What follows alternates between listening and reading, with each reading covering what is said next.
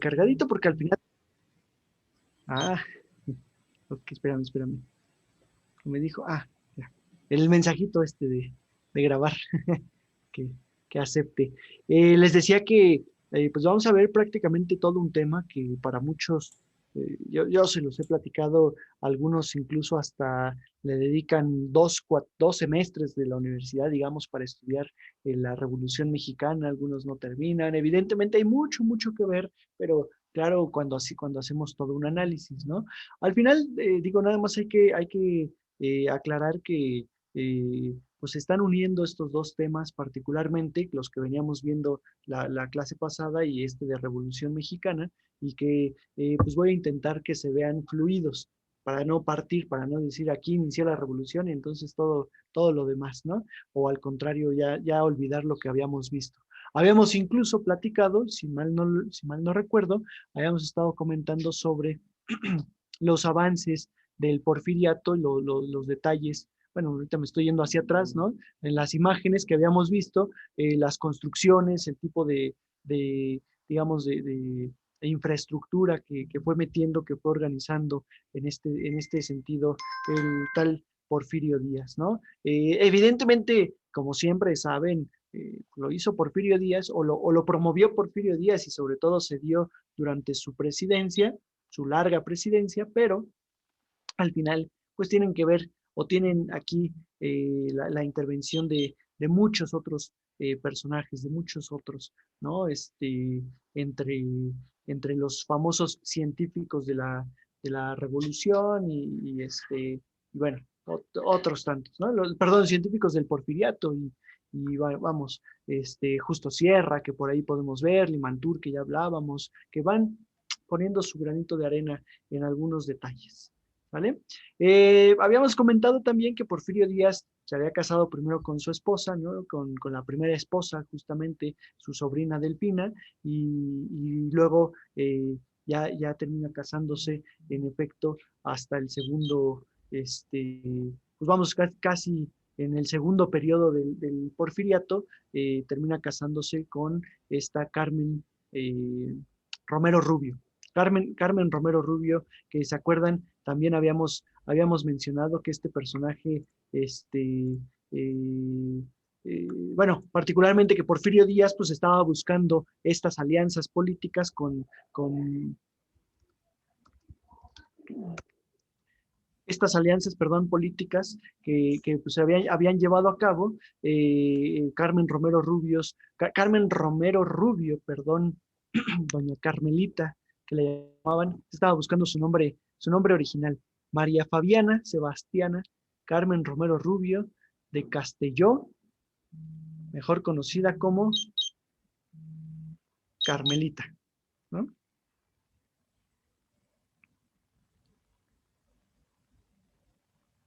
Justamente, esta mujer, hija de Manuel Romero Rubio, que también era un político justamente y abogado mexicano, que sobre todo pues estuvo ahora sí que participó en los gobiernos de Benito Juárez, de Sebastián Lerdo de Tejada y después justamente con Porfirio Díaz, de estos pues que llevaron cierta alianza con el tal Porfirio Díaz o con el propio Porfirio Díaz y entonces pues ahí al final en matrimonio, o sea, prácticamente como una monarquía, ¿no? Sellan las alianzas con el matrimonio y con el casamiento de esta mujer. De hecho, ella era de Tula, Tamaulipas.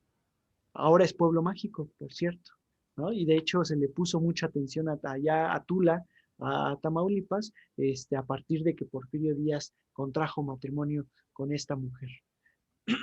Incluso algunos mencionan que ella fue la que le enseñó algunas cuestiones de etiqueta, que ella fue la que lo orientó efectivamente para ciertos, pues digamos, ciertos lujos o ciertos detalles, y que incluso pues ella fue la que promovió hasta cierto momento también ese afrancesamiento que algunos se lo aluden a Porfirio Díaz y que no necesariamente a él, que también tiene que ver con esta mujer, ¿no? Cuando Porfirio Díaz, perdón, se casó, tenía 53 años, claro, por segunda ocasión me refiero, con Carmen, y ella tenía 17 años. O sea que era una jovencita en realidad, era una jovencita.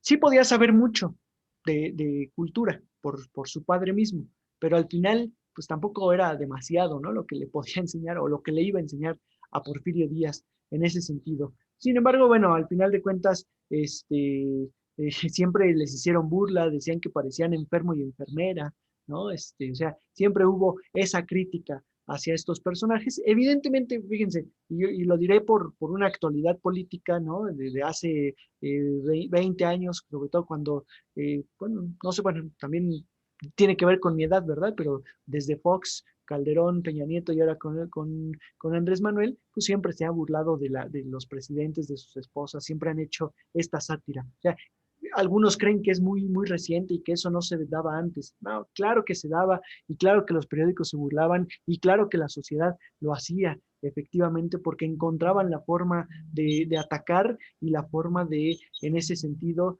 o en ese momento, digamos, a lo mejor hasta cierto punto sacar su coraje, ¿no? Ahora sí que no puedo hacer otra cosa porque la misma presidencia no me lo permite, digo, o sea, el presidente me refiero, o el sistema no me lo permite porque me llevan a la cárcel, pero al menos burlarme y ya con eso ya me doy por bien servido, ¿no? Con la burla, efectivamente. Esto fue el 5 de noviembre de 1881 en el Templo de la Profesa, en la Ciudad de México, ahí donde construyó Manuel Tolsá los altares de la Profesa. ¿De acuerdo? Pues eso es lo que ocurrió con este personaje también. Digamos, parte de esa política porfiriana que vamos a tener. Porfirio Díaz en esta segunda etapa, y vamos para irle avanzando, porque es muchísimo, en esa segunda etapa ya mencionamos la entrada del ferrocarril, ya mencionamos las vías de comunicación, tuvo problemas, por supuesto, problemas sociales, los más graves en esa segunda etapa, perdón, los problemas más graves sociales evidentemente eran con los yaquis en Sonora y con los mayos en Yucatán. De pronto, a la comunidad, bueno, es que fue, fíjense, fue toda una polémica, evidentemente esto, porque a la comunidad yaqui de Sonora la trajo a trabajar en las haciendas enequeneras en Yucatán. La cruzó, digamos, casi hasta el sur. Y a los mayos, o a los mayas, los llevó hacia las fábricas y las minas de Sonora. ¿Qué ocurre con esto? ¿O qué está haciendo? ¿O qué es lo que hizo Porfirio Díaz? Que se entendió perfectamente el movimiento, ahora sí que el enroque, o como le quieran llamar, ¿no? Digo, no sé exactamente cómo llamarle, pero el intercambio. ¿Por qué no a los mayas los dejó trabajando en las haciendas enequeneras y a los yaquis en las fábricas? Pues porque tenían una identidad. Y aquí vamos al punto otra vez de las identidades, ¿no? Cuando estás en tu espacio, en tu lugar, tienes algo por qué pelear, pero cuando te extraen de ahí, cuando te vas a otro lado, pues ni cómo hacerle, cómo le hago para regresar. O sea, es tan complicado que me conviene más quedarme y trabajar, pero que a su vez pierdo esa identidad, ¿no? Entonces, esos cruces que llevó a cabo, al final, pues tranquilizaron y pacificaron al país. Mal vistos por muchos, pero nadie protestó de más. Y ese es un detalle importante. Un periodo en el que pues en la Ciudad de México se vivía bien. Los pueblos no se levantaban porque el ejército estaba bajo las órdenes de Porfirio Díaz, la Guardia Nacional que había creado, perdón, Benito Juárez, que pues se había transformado en la Policía Federal, bueno, no se llamaba policía, pero sí, bueno, no era Policía Federal, pero sí se llamaba policía, de alguna forma también estaba bajo el control de Porfirio Díaz y se mantenía estable y mantenía a la sociedad tranquila, ¿no? O sea, constantemente, pues es una tiranía en la cual alguien tantito levanta la mano y se le ajusticia enfrente de todos para que los demás se mantengan callados. Y eso, pues eso lo podemos ver con el franquismo, lo podemos ver con Santa Ana, en un periodo corto, o sea, digo, pues se me ocurren ahorita estos dos, pero allá con Pinochet en Chile, ¿no? Con, bueno, no sé, a lo mejor es muy reciente, pero se me ocurre con Chávez y Maduro, ¿no? En Venezuela, a lo mejor ese tipo. Bueno, es que esas protestas ahorita ya no son tan, ya no es tan duro como en esos momentos, si lo digo abiertamente. No, no quiero decir que no sea duro, sino que ya están las miradas de muchos lados, que ya no es tan fácil que se lleven a cabo, pero de todos modos se llevan a cabo, ¿no? O sea, de todos modos ocurren en cierto momento. Oye, Eso a su Daniel, vez, una pregunta sí, rápida. sí, dime. ¿Será cierta esa frase de famosa que dicen de mátalos en caliente? Sí, Sí era él, sí, sí, sí. ¿verdad? Sí era Porfirio. Era él, exactamente, exactamente. Mátalos en caliente, sobre todo porque o sea, no dejes crecer el movimiento, ¿no? Mátalo ahorita, te protestarán por eso tantito, pero ya, hasta ahí. En cambio, dejas crecer el movimiento, ya no puedes acabar con él, porque si acabas ya tiene tantos seguidores. Es lo que pasó con Lutero. Empezó a tener tantos seguidores que al final de cuentas ya no podían controlarlo, porque matarlo significaba convertirlo en mártir o generar más enojo en esa gran población que empezó a unirse, ¿no? Que le ocurrió después, ¿eh? O sea, no, al final de cuentas eso es lo que ocurrió justamente con la Revolución Mexicana. Provocó Porfirio Díaz que México participara, o sea, era ese, ahora sí que era literal el dos caras, ¿no? Porfirio Díaz, o o también queriendo tapar el sol con un dedo y queriendo que no se notara, pero lográndolo porque la prensa no entraba tan fácil a México o no decían cualquier cosa de México, porque apenas empezaba esa prensa grande, ¿no? Entonces, hacia adentro estaban sometida la sociedad, estaban sometidos los grupos sociales que de pronto querían rebelarse, había otros con los cuales contaba mucho y entonces era los que permitía explayarse. Estamos hablando de la gran sociedad porfiriana y en ese sentido también lo que ocurría con todo esto era que hacia afuera pues podía mostrar un México pintoresco, un México, es cuando se empieza a hacer el México a través de los siglos, por ejemplo, en donde hay que narrar la historia de México, una historia oficial que hasta cierto punto se veía medianamente conservadora, no tan liberal, ¿no? Porque había que narrar lo bonito de México y no los procesos pues que pusieran en un, pues que llevaran la contraria a esa política porfiriana que se estaba llevando a cabo, que era exaltar México ante el extranjero. Una, para atraer el recurso extranjero y la otra, pues irlo posicionando también a lo mejor buscando el crecimiento económico internacional, ¿no?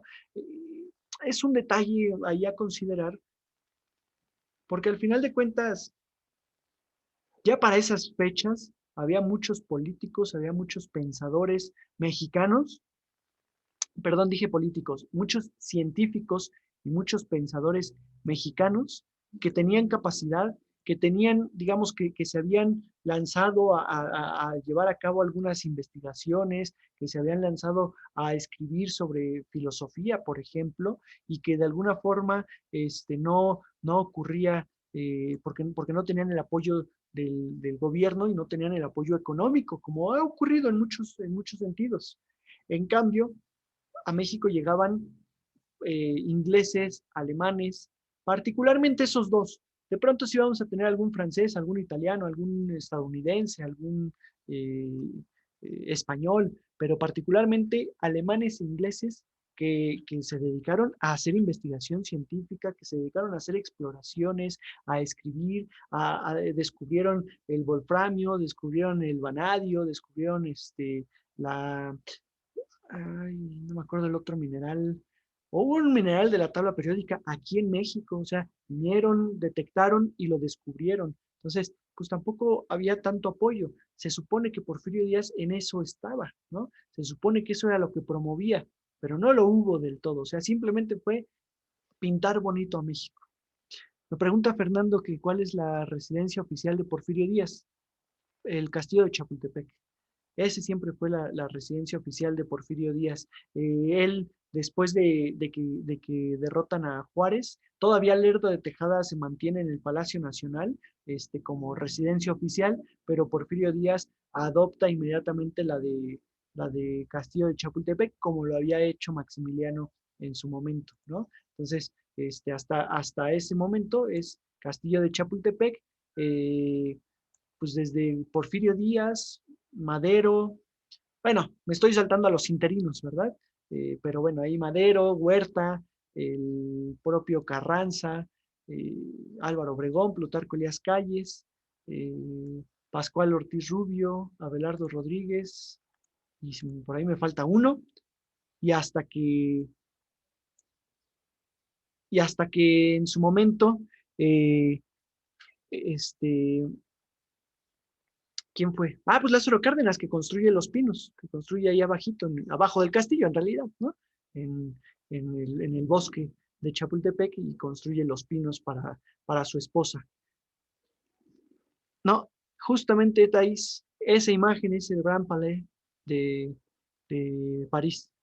Justamente. Y lo pongo ahí, no porque, sí, porque, perdónenme, a lo mejor lo estoy confundiendo y todo, y están creyendo que eso es México. No, no, no, no, no.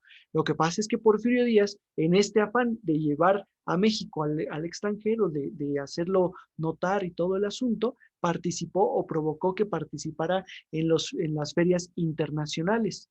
En las ferias internacionales en las que normalmente se exponía, o las exposiciones internacionales más bien, que se exponían los trajes típicos, la lengua, la comida, o sea, era parte prácticamente lo que se sigue haciendo ahora con ahora en Reforma, no, no sé si se acuerdan, el pabellón internacional que se hace y que traen de todos lados comida, gastronomía, música, libros y objetos, ¿no? De muchos lados. Prácticamente eso es lo que se hacía en París, en Nueva Orleans, en distintos lugares, ¿no? Particularmente, bueno, México participó en dos exposiciones internacionales muy famosas, sobre todo muy famosas porque es cuando también a su vez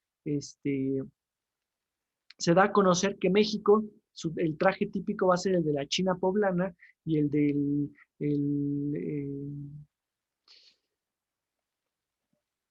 ay, se me fue el nombre, espérenme, espérenme, es la China poblana y el chinaco, el del chinaco, ¿no? Que muchos lo identificamos como el charro o incluso como el mariachi, algunos dicen, pero no, es el chinaco. De ahí derivó del chinaco, del traje típico de chinaco, deriva en el charro, y que incluso Maximiliano le hizo, como les había dicho, algunos botoncillos y así. Y luego del charro deriva ya después en el del mariachi, ¿no? Que técnicamente ese es para un músico, pero no es lo mismo, no es exactamente igual porque tiene ahí algunas diferencias con los botones, con los colores. Al final de cuentas es la china poblana y el chinaco. Cosa que, volvemos al punto, sí se necesitaba una identidad mexicana otra vez para que se sintieran uniformes, pero pues ¿quién dijo que eso? La China poblana es de Puebla, ¿no? Literal, y el chinaco es jalisciense, guanajuatense, zacatecano en todo caso, pero pues los de Yucatán protestaron, los de Yucatán no se sentían identificados con eso, los de la Ciudad de México no se sentían identificados con eso, no sé, los de Oaxaca, los de Sonora, los de Chihuahua, porque cada uno tenía trajes típicos que no eran propiamente mexicanos como tal. O sea, pues sí, ya ahorita ya, pues así es como nos conocen en el mundo y ahora sí, en todos lados se canta, pero se canta, por ejemplo, con el mariachi, ¿no? La canción ranchera y todo lo que quieran, pero no es nada más eso lo mexicano. Por ejemplo, en ese momento se mandó a hacer para el pabellón de Nueva Orleans, para participar en Nueva Orleans, se mandó a hacer este kiosco, el famoso kiosco morisco, ¿no? Kiosco morisco, pues por la arquitectura impresionante que tiene, o la, bueno, construcción, ¿no? De estilo mudéjar, de estilo morisco en ese sentido, que va a tener este pabellón, ¿no? Que está en Santa María la Ribera, como tal. Ah, mira, sí es cierto lo que dice Juan Carlos. La palabra mariachi deriva del francés, María, ¿no? Marie, Marie Chi o algo así, creo que decía, ¿no? La palabra, una cosa así. Pero sí es cierto, deriva del francés. Entonces, técnicamente es algo, ahí curioso. Lo que pasa es que eso tiene que ver con la intervención, bueno, aluden a que tiene que ver con la intervención francesa, con la guerra de los pasteles incluso, no la segunda, sino la primera intervención, pero bueno, mariage, sí, mariage, de boda, mariage, sí, es cierto, sí, sí, sí, tienen razón. Por ejemplo, en París también participó México en la exposición internacional, ¿no? Que fíjense, aquí está uno de los, de los boletos, de los billetes que se promovieron, por ejemplo, para esa exposición internacional en París, ¿no? México, pues justamente eso, lo que dice, ¿no? México en la exposición de París, propiamente, ¿ok? Pues un poco, digamos, esos contrastes vamos a tener. O sea, el porfiriato yo considero, desde todo lo que se ha estudiado, o lo poco o lo mucho que lo he estudiado también, pues, lo tengo que confesar, sí he estudiado bastante porque pues, lo he llevado en todo momento durante la carrera de historiador y durante estos procesos, pero al final de cuentas tampoco me he dedicado a investigar tan profundamente en el porfiriato, pero es que al final de cuentas son contrastes constantemente, ¿no? La virtud de exponer, la virtud de la infraestructura, pero también la desigualdad social. Esa gran desigualdad social que de alguna forma provocaron pues ese enojo, ¿no? O provocaba ese enojo.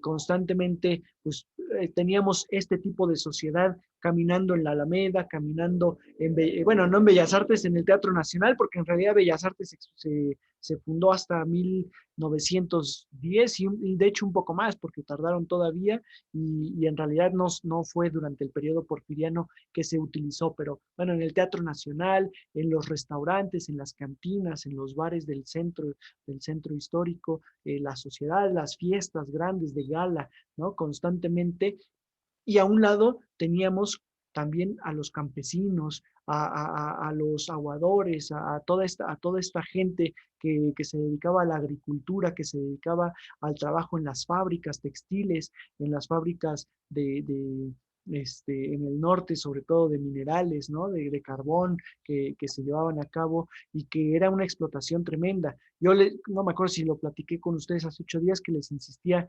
imagínense ustedes haciendo trabajo físico durante 8 horas, que son las obligatorias, bueno, no obligatorias, sino que es lo máximo que se supone que se puede trabajar hoy en día, que eso nadie lo hacemos, ¿verdad? Pero bueno, 8 horas trabajando, o sea, que siempre es el mínimo, el máximo, perdón, pero siempre trabajamos de más. Ahora imagínense en esas fábricas textiles en donde las jornadas de trabajo eran de 12, 13 horas en muchas ocasiones, hasta 15 horas llegaban a trabajar. Era ni siquiera de sol a sol, bueno, incluso platicábamos, ¿no? Cuando se dice de sol a sol, sí, en el verano a veces el sol no dura 12 horas, a veces amanece a las 6:30 y oscurece hasta las 8 y cachito, o sea, ya son más de 14, 15 horas. Y eso es lo que trabajaba la gente y con pocas horas de comida y por supuesto con toda esta enfermedad que les daba cuando respiraban los textiles y todo digamos, el ambiente y los olores tóxicos que había en estas fábricas. Entonces, insisto, estamos hablando de estas desigualdades. En las haciendas, por supuesto, bueno, aquí es donde se intensifica la idea de la hacienda y la tienda de raya. Esa ya habíamos platicado que existía desde antes, desde mucho tiempo atrás, pero no se había, digamos, no se le había dado una protección por parte del gobierno tan intensa y aparte, pues no se había utilizado para una protesta social, sino hasta este momento del porfiriato, del final del porfiriato. Antes existía, pero nadie protestaba, o bueno, no quiero decir que nadie protestara, pero no se escuchaba. No tenemos ni siquiera notas periodísticas que hablaran de esas haciendas, ¿no? Ya después lo vamos viendo, por supuesto, pero no hay esos grandes levantamientos. Y eso pues tendrá que ver también con un descontento. O sea, así como el porfiriato provocó un bienestar, pues también tanto tiempo, esa desigualdad social, pues provocó un descontento. O sea, las familias que evidentemente, bueno, pues se las arreglaban, o sea, tampoco era todo sufrimiento y todo ya se acabó. te las tenías que arreglar como en todo, así como en todo momento de la vida, ¿no? No nada más ellos, nosotros, y antes de ellos, y después de ellos, o sea, pues hay que buscar la forma, ¿no? Como siempre. Los padres que tenían a los hijos mayores, que normalmente crecían, tenían edad para trabajar, 12 años, por supuesto, mientras ellos iban cumpliendo 12 años, pues estos ya venían detrás, ¿no? Entonces, estos que tenían 12, 10 años incluso, tenían que entrar a trabajar a las fábricas, pero como era prohibido por parte del gobierno, entonces las fábricas no les daban las condiciones porque si no, no les daban trabajo. O sea, casi las fábricas se aprovechaban. Ah, ¿quieres que trabaje? ¿Quieres que tenga dinero? ¿Quieres que obtenga dinero? Pues entonces te amuelas y lo maltratamos como a todos.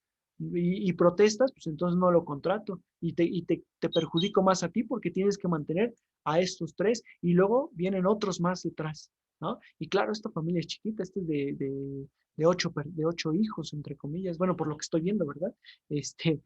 Como tal, pero familias de 15 hijos, de 17 hijos, o sea, familias enormes, enormes, enormes, por supuesto, ¿no? Que al final de cuentas, pues prácticamente los hijos mayores nacían para cuidar a los hijos menores y los hijos menores pues no recibían nunca una educación. Se supone porque con Porfirio Díaz la educación mejoró. Sí, sí, o sea, sí hubo más escuelas. De hecho, desde Benito Juárez en Oaxaca cambió de 50 a 100 escuelas, digamos, intensificó. Pero ¿cuántos podían acceder a esas escuelas? Ese era el detalle. Y no eran tantos los que podían acceder a esas escuelas, ¿no? Entonces, pues bueno, ahí vamos a tener una crisis tremenda. Fíjense, bueno, nada más para que lo vean ahí, teníamos dos tipos de actividades importantes que sostenían al país. La agropecuaria, sobre todo por las haciendas, por supuesto, de agrícola, y la industrial, que se enfocaba en minería, petróleo y textiles, fábrica de textil, trabajando toda la materia prima que se extraía de México, pero eran fábricas extranjeras, entonces mucho de eso se exportaba, eran dueños extranjeros. Entonces, insisto, mucho de ese producto se llevaba afuera. Entonces, ese es el grave error, en todo caso, que comentábamos incluso hace 8 días con el porfiriato, ¿no? Que no logró mantener esa riqueza dentro de México, que al final sí crecía la economía mexicana, pero vamos, ¿de qué sirve cuando tienes esto, cuando tenías toda esta desigualdad, ¿no? Que eso siempre se ha criticado en la mayoría de los gobiernos. Fíjense, para 1891, Justo Sierra promovió que la educación fuera obligatoria y que la enseñanza fuera laica y gratuita, desde los 6 hasta los 12 años. Y eso se logró en la Ciudad de México, en Puebla, en Querétaro, en Oaxaca, en Guadalajara, en Monterrey, que son las ciudades que hasta ahorita son, digamos, importantes. Bueno, también ahí metamos Cancún y otras tantas ciudades actualmente, ¿no? Pero particularmente en esos momentos, esas eran las ciudades núcleo. A lo mejor por ahí me falta otra, tal vez. Eh,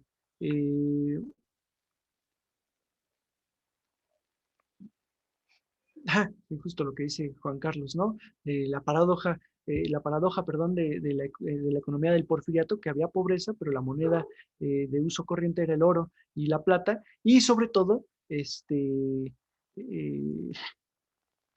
al final de cuentas, también es importante, bueno, ahorita lo que dices, evidentemente, ¿no? De que el dinero no vale nada y lo respalda como tal la fe, pero que en su momento, pues estaba a la par del dólar y el dólar incluso llegó a estar más abajo que la moneda mexicana.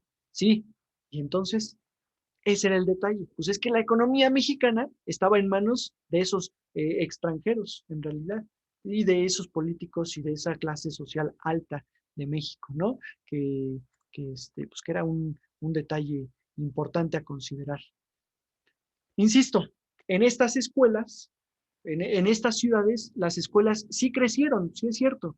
De hecho, pues por eso un poco también se hizo el Hospicio Cabañas de Guadalajara, que se fue transformando poco a poco, que siguió siempre siendo un hospicio, pero justamente era para auspiciar a muchos niños huérfanos, pero y se les daba educación durante el porfiriato. Pero, ¿de qué servía esa educación hasta los 12 años cuando salían y tenían que dedicarse a las labores del campo o a las labores de fábricas, ¿no? Propiamente. Entonces, era pues muy contradictorio todo esto. A esta foto le han llamado los esclavos de Yucatán. Y literal son esclavos, aunque se dijo que no, pero son esos yaquis que llevaron a Yucatán y que los obligaron a trabajar en esto, en el enequén. El enequén, esta fibra, ¿no? Que sirve para este, como un textil prácticamente, pero que de alguna forma, pues aunque no quisieran trabajar, tenían que trabajar y eran obligados, y si morían, pues no pasaba nada. Hay más yaquis allá en Yucatán, en Sonora, que pueden traer hasta el sur, ¿no? Probablemente. Entonces, pues prácticamente eran estos tipos de trabajo en donde pues el patrón, el capataz y todos estos miembros de la hacienda disfrutaban prácticamente, no se molestaban, no se ensuciaban las manos, y la gente tenía que continuar y tenía que seguir en el trabajo. Entre 1870 y 1880 es justamente la época, sobre todo del levantamiento del pueblo yaqui. Por eso los pacifican y se los llevan hasta el Yucatán como tal, ¿de acuerdo? Fueron capturados, bueno, primero 400 combatientes yaquis y luego otros 800 hombres yaquis, por ejemplo, y los deportaron, insisto, hasta Yucatán, ¿de acuerdo? Y más o menos todas estas deportaciones siguieron constantemente hasta 1908. O sea, fíjense, desde del 70 al 80 era la guerra, en donde era la primera presidencia de Porfirio Díaz, todavía no hacía este tipo de barbaridades, todavía no se movía tanto de esta forma, y luego viene ya, ahora sí, las deportaciones constantes, ¿no? Y entonces esas no pararon en todo momento.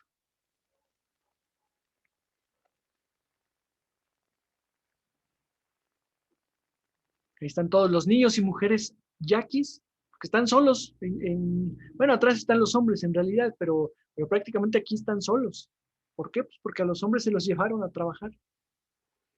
Hubo también esa parte de pues, carencia económica en muchos de estos lugares.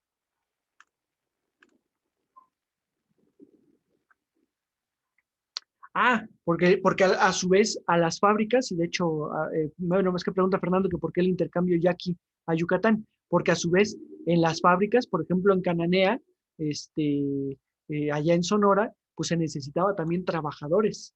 En lugar de esclavizarlos ahí, como les insisto, y que siguieran teniendo esa identidad de me escapo y me voy a mi pueblo que está aquí a 2 pasos, a ver cómo te escapas de Yucatán. Bueno, escápate, pero a ver, regrésate a tu pueblo. En lo que te intentas regresar, ya te capturaron, ya te detuvieron, o simplemente mueres por las condiciones climáticas o por la lejanía, por la carencia de recursos, porque no hay dinero, porque no hay nada, ¿no? Digámoslo así.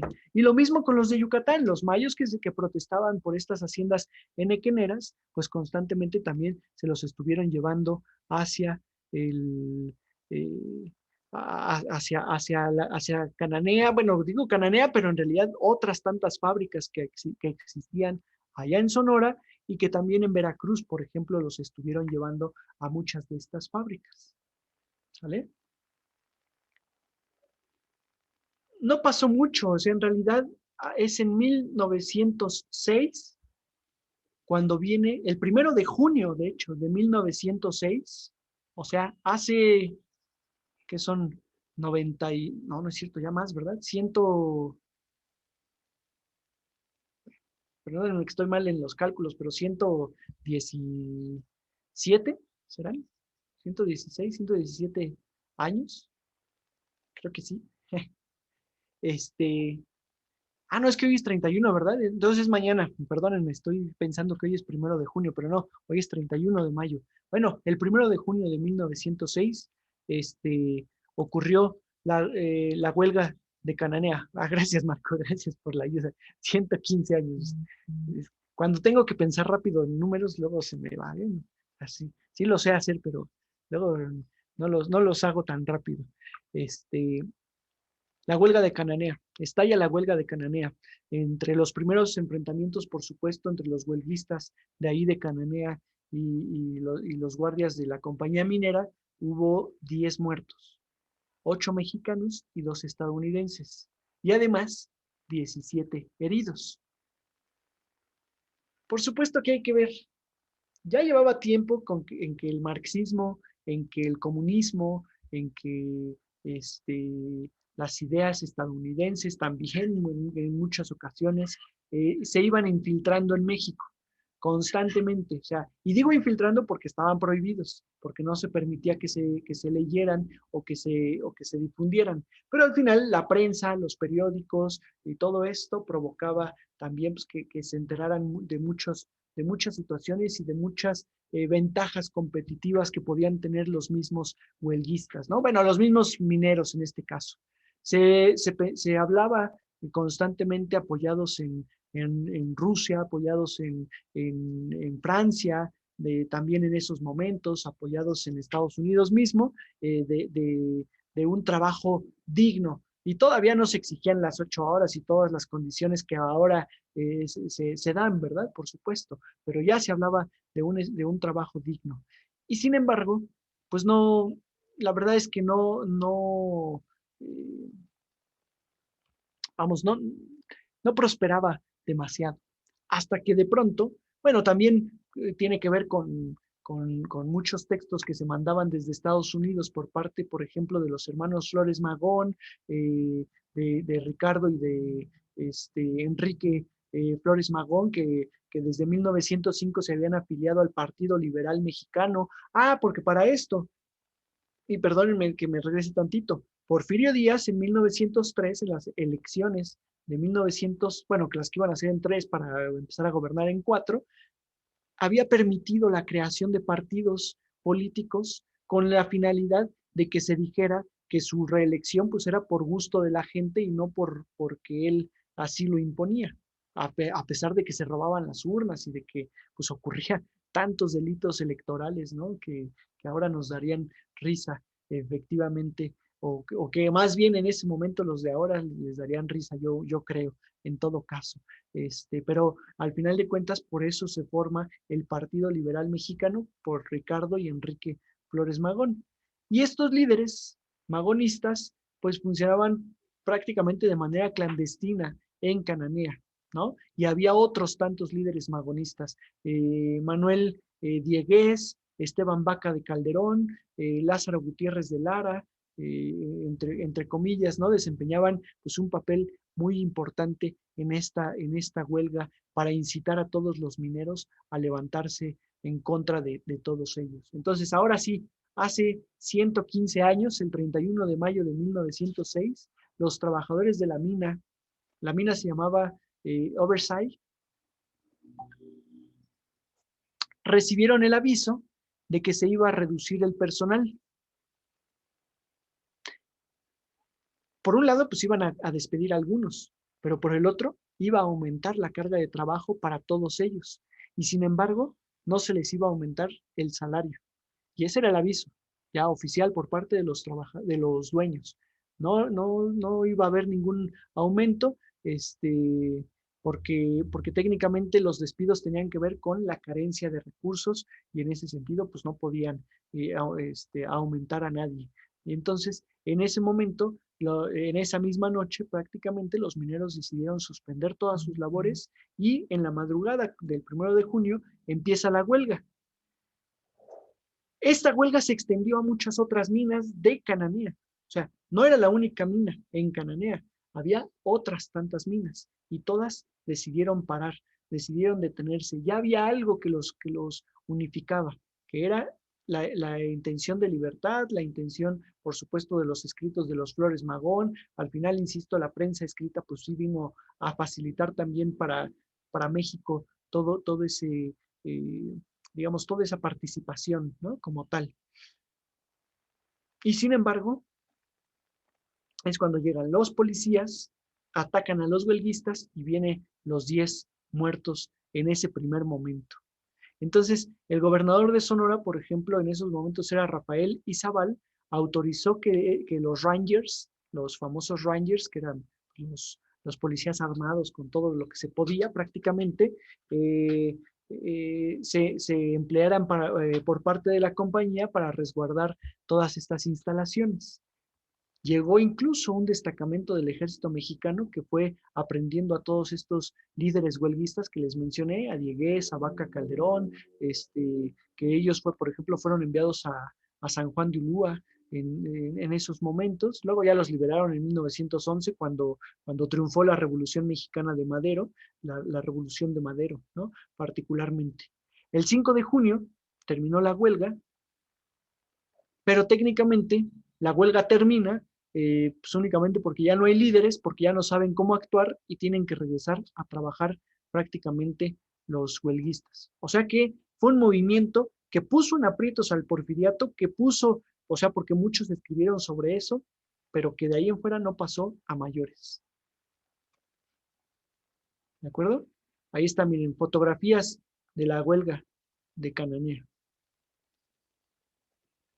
Todos estos protestando y atacando contra los Rangers y contra los trabajadores, y contra la policía y los militares, justamente.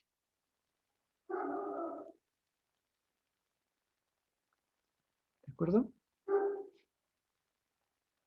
Ahí está,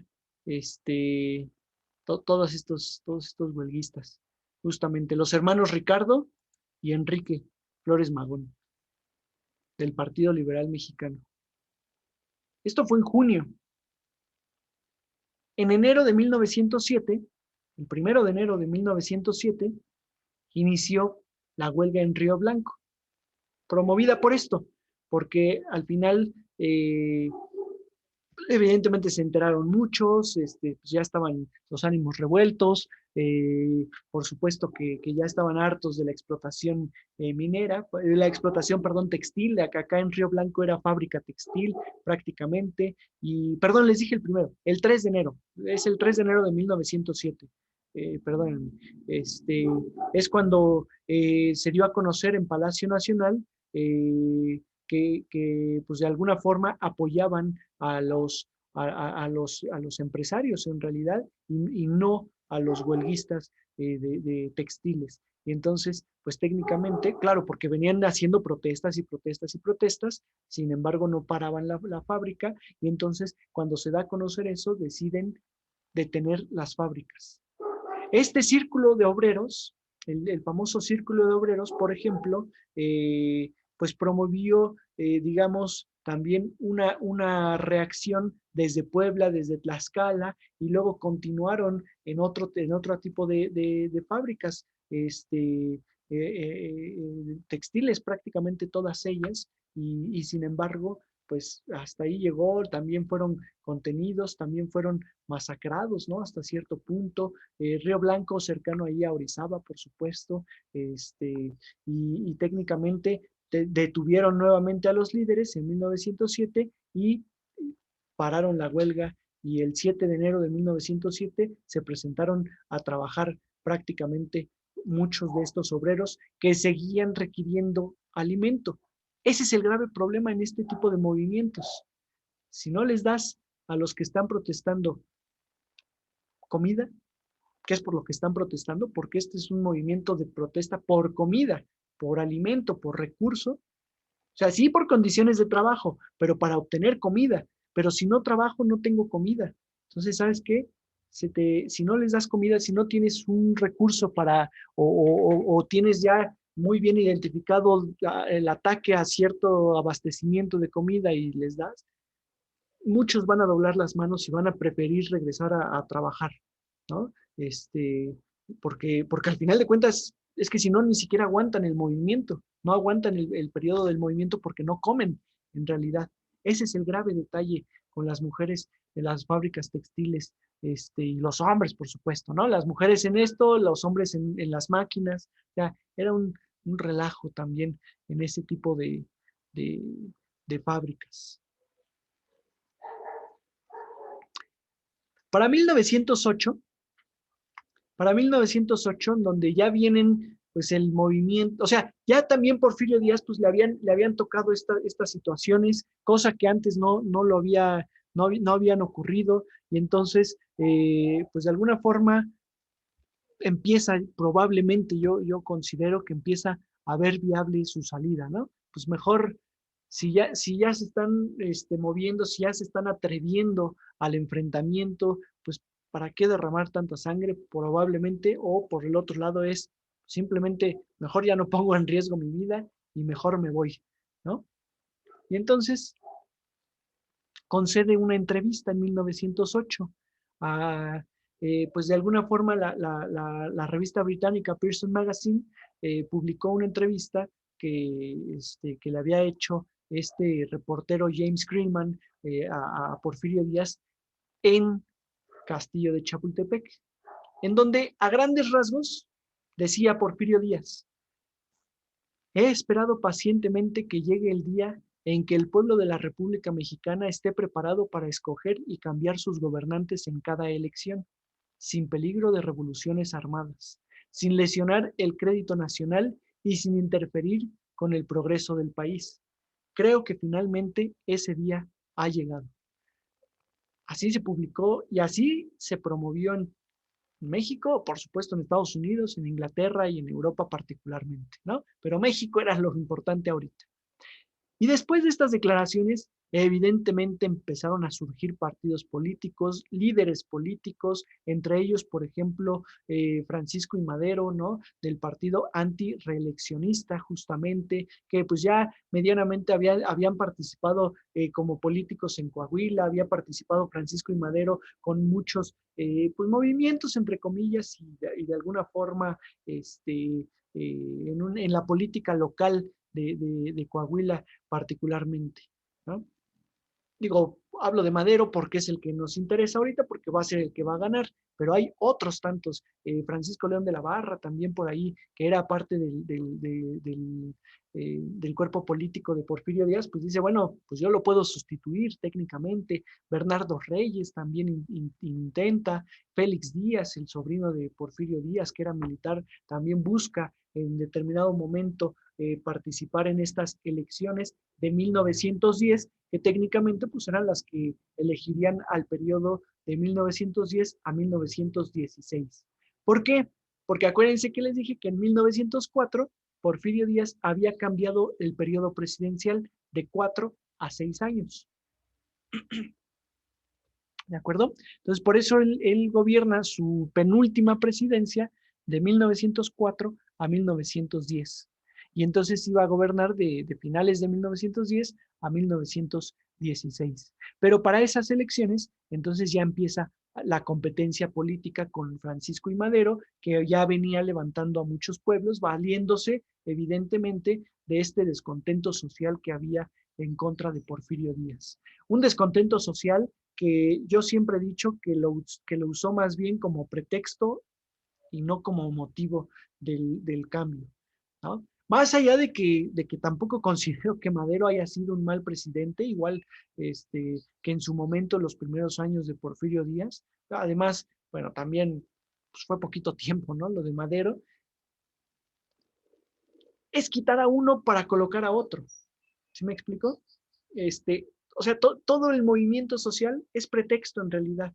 Y se notó evidentemente que era pretexto cuando llega al poder Francisco I. Madero y no hace lo que había prometido en su momento. No sabemos si lo iba a hacer después, pero al final pues no actúa de inmediato en ese momento, ¿no? Entonces, ese es el detalle aquí a considerar.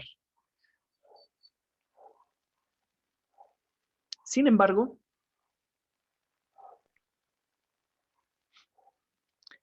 pues aquí hay que decir que Porfirio Díaz probablemente, o sea, de esto que digo una cosa, pero después me arrepiento y después me doy cuenta que tal vez no quiero irme y que tal vez el que viene, que estoy viendo que es Francisco I. Madero, porque todos los demás venían a la baja, o sea, venían con muy poquitos seguidores pues no me está gustando, ¿no? ¿Quién llega? Entonces, pues se vuelve prácticamente a candidatear y manda encarcelar a Francisco I. Madero por propagar, así literal, el juicio de encarcelamiento es propagar el sufragio efectivo, no reelección.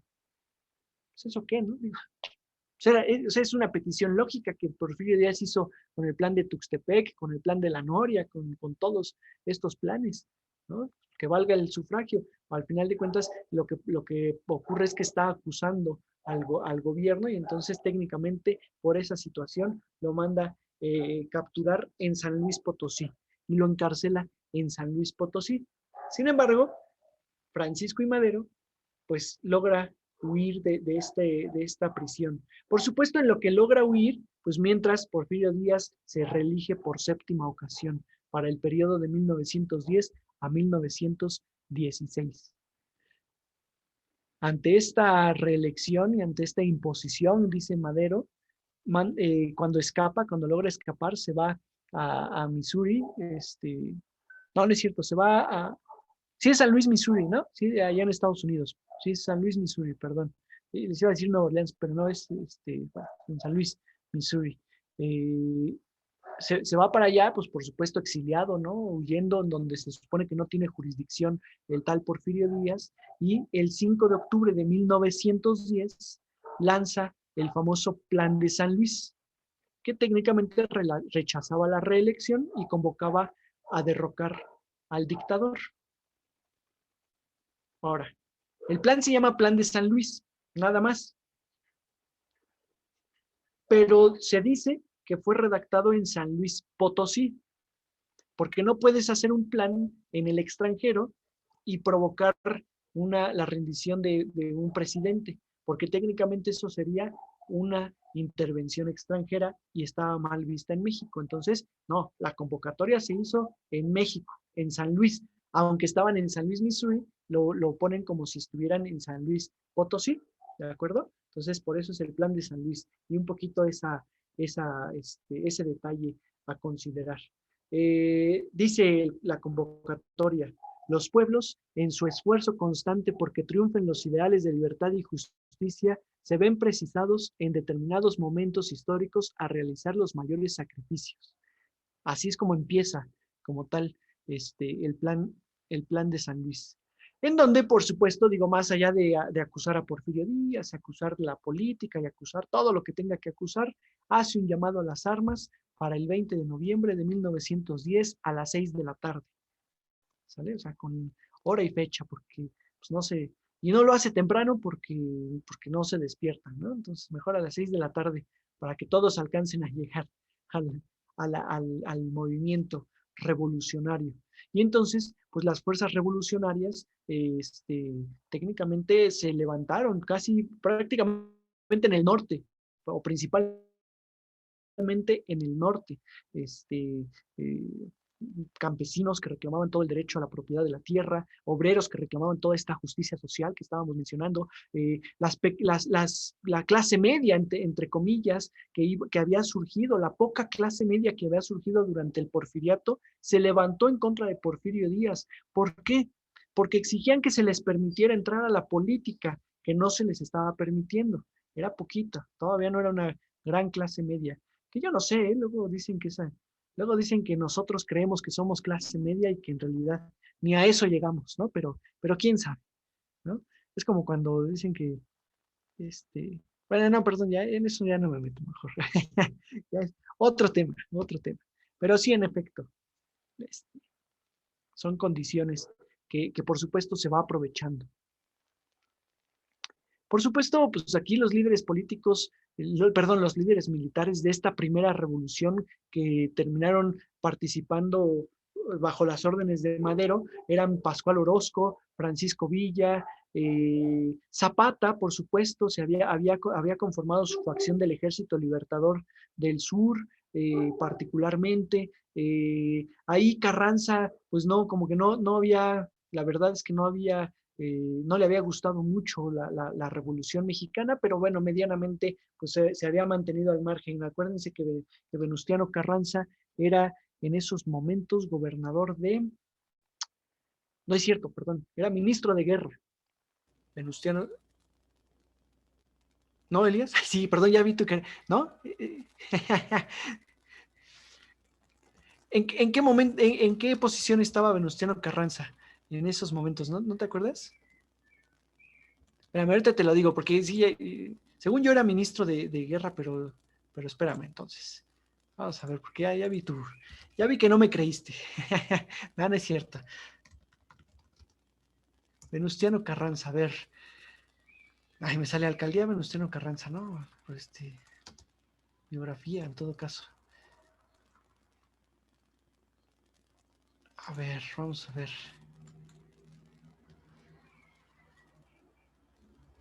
Él era en 1911 fue.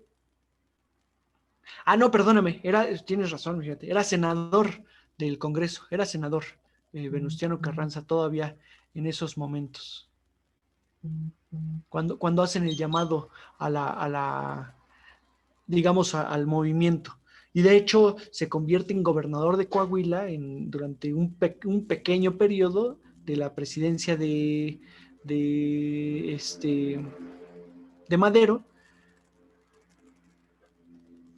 y luego ya participa como tal, como ministro de guerra, más bien de Madero, exactamente, justamente. Bueno, al final de cuentas, él no participa como tal en esta, en esta, en este movimiento revolucionario, más bien, ¿no? Más que nada. Ahí, por supuesto, pues lo importante con ese movimiento revolucionario es que a Porfirio Díaz se le van acabando las armas, porque si bien sí tiene un ejército, sí tiene a un ejército poderoso, entre comillas, porque pues, se había relajado, no lo había profesionalizado, no lo había perfeccionado, y por otro lado, pues es que no había necesidad, porque no había una sociedad a la cual enfrentar, entre comillas. Pero ahora, de la nada, ahora sí que de la nada, digámoslo así, se levantan todos en armas, y entonces, pues júntate otra vez al ejército, vuélvelos a motivar, y técnicamente en estos momentos, pues prácticamente ya no puede. La toma de Ciudad Juárez, allá en Chihuahua, es lo que provoca, fíjense, la toma de Ciudad Juárez es lo que provoca la derrota de Porfirio Díaz. Cualquiera pensaría pues que es en la Ciudad de México, pero no, una porque Morelos, en Morelos, perdón, Zapata había atacado, por supuesto, pues digamos, las cercanías a la ciudad, y por otro lado el ejército comandado por Victoriano Huerta, de hecho, vale insistir, y por Bernardo Reyes, habían ido a defender y a tomar, y bueno, más bien pues tenían Ciudad Juárez como punto estratégico, y sin embargo, esa toma de Ciudad Juárez, que es la entrada oficialmente del ejército de Madero, porque Madero seguía exiliado, por supuesto, entonces va a entrar apoyado por Pascual Orozco, por Francisco Villa. Madero incluso promueve que no, digamos, que no entren y que no tomen Ciudad Juárez, sino que la mantengan sitiada.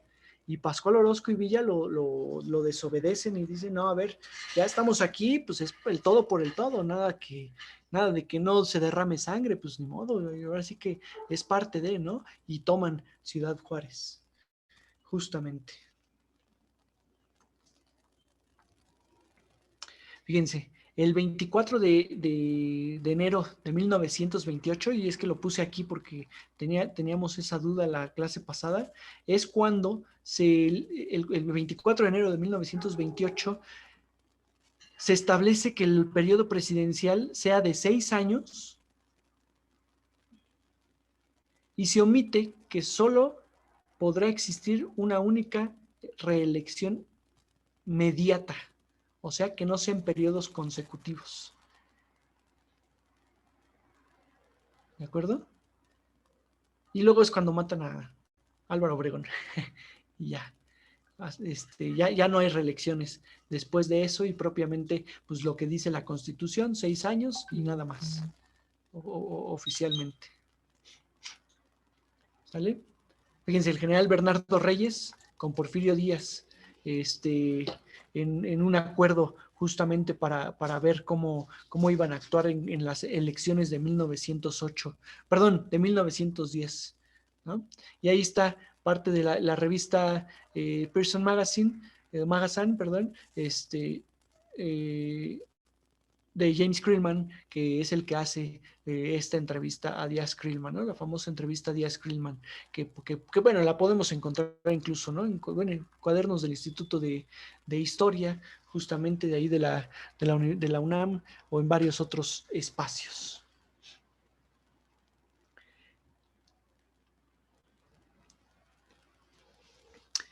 Técnicamente, Madero se convierte en el ideólogo de la Revolución Mexicana.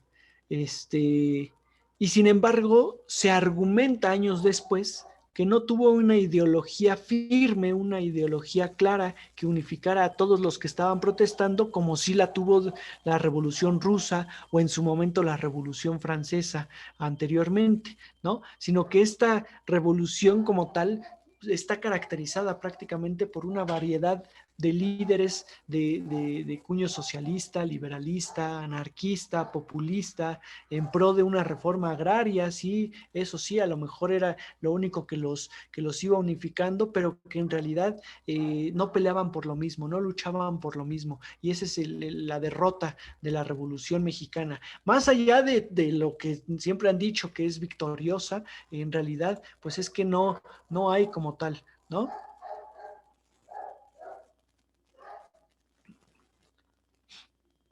Este, exactamente. Pues bueno, al final de cuentas, perdón, la parte de líderes, Zapata que solamente buscaba el beneficio en su tierra y únicamente Villa que buscaba, digamos, igualdad, pero que a su vez no quería asumir el poder, Carranza que quería el poder absoluto también nuevamente, ¿no? O que pretendía, a lo mejor no absoluto, a lo mejor tampoco tan absoluto como lo hizo Díaz en su momento, pero sí que él se quedara, o sea, que todos se autonombra líder de la revolución años después, por supuesto, ¿no? No en esta de Madero, pero pues eso está mal visto, te tienen que nombrar, no tú nombrarte, porque al final de cuentas, pues es algo, pues poco, humilde, ¿no? Entre comillas, y eso a la gente no siempre le gusta. Esa situación. Pero bueno, al final de cuentas, son detalles ahí a considerar. Entonces, también en la Revolución Mexicana yo considero que tenemos que ver procesos. El primer proceso que es el de Madero, la Revolución Victoriosa, la de Madero, es decir, simplemente el propósito era sacar a Porfirio Díaz. Digamos que lo logran derrotar a Porfirio Díaz. Bueno, perdónenme, es que eran imágenes repetidas, pero ahí está la fábrica de Río Blanco y la huelga de Río Blanco, ¿no? Propiamente.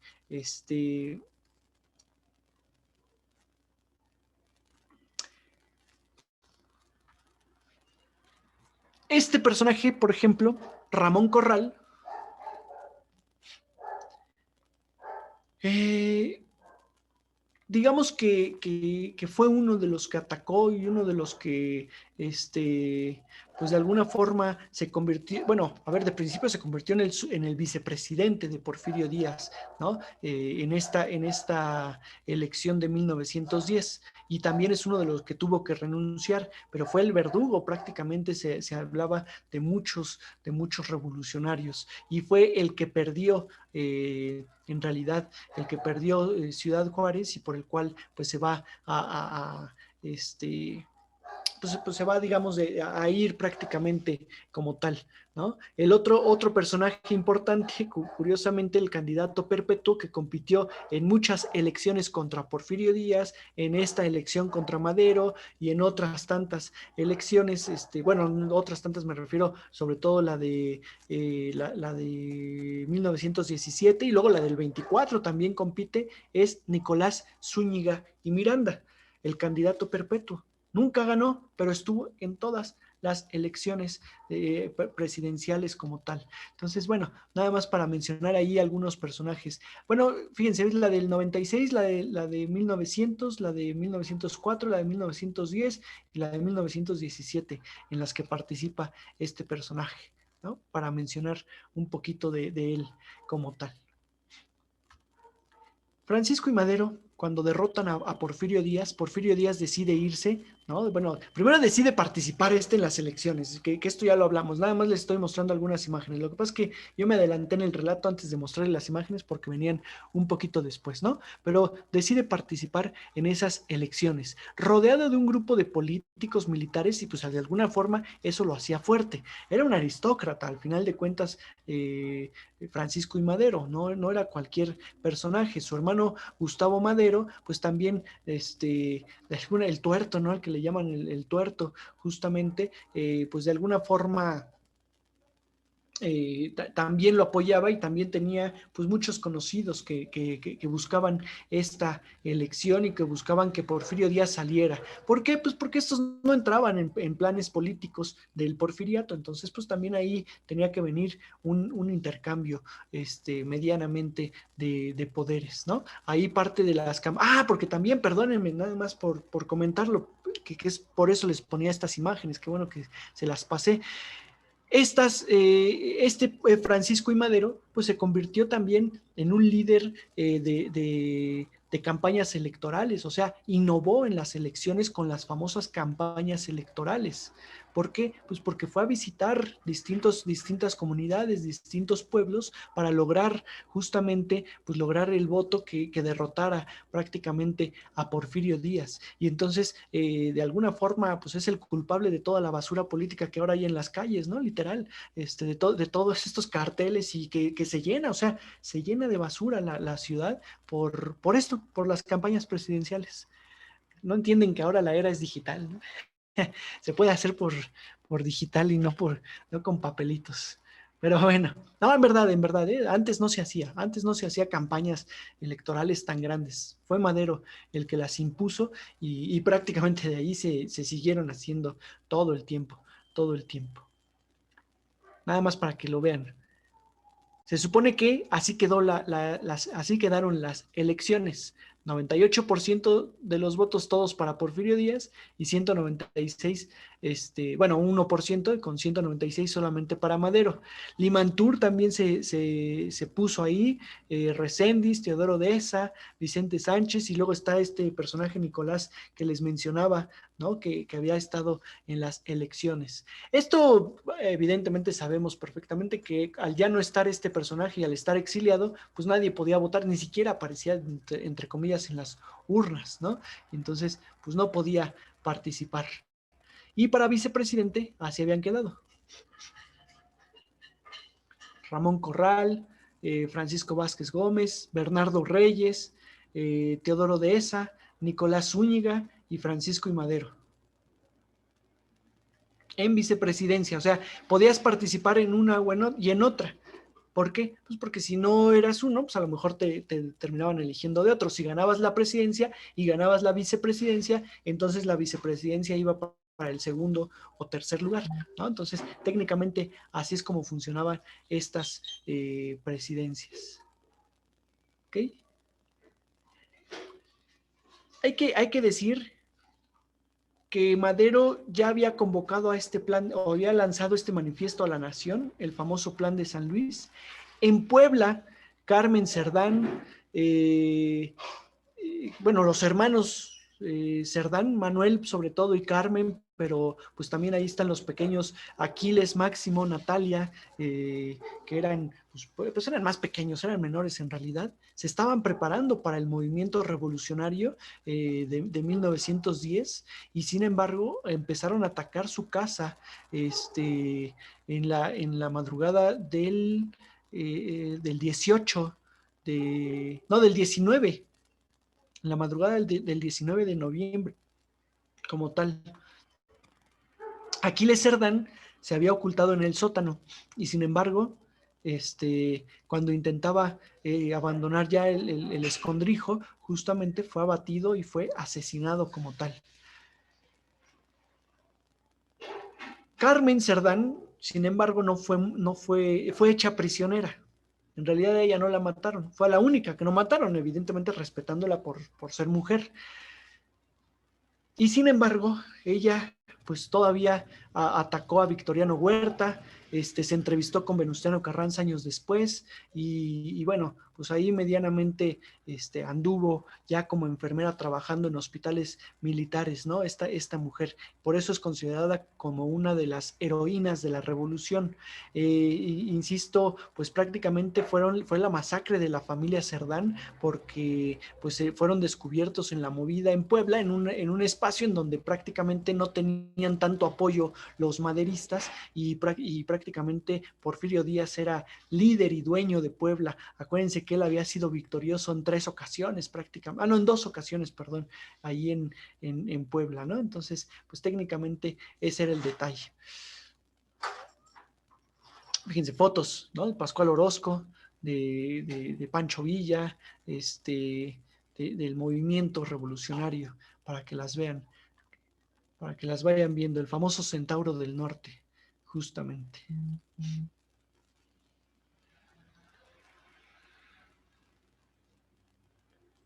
Extra, extra.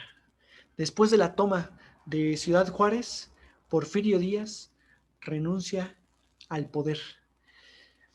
Porfirio Díaz renuncia al poder en 1911. O sea, todavía es presidente de la República durante un año.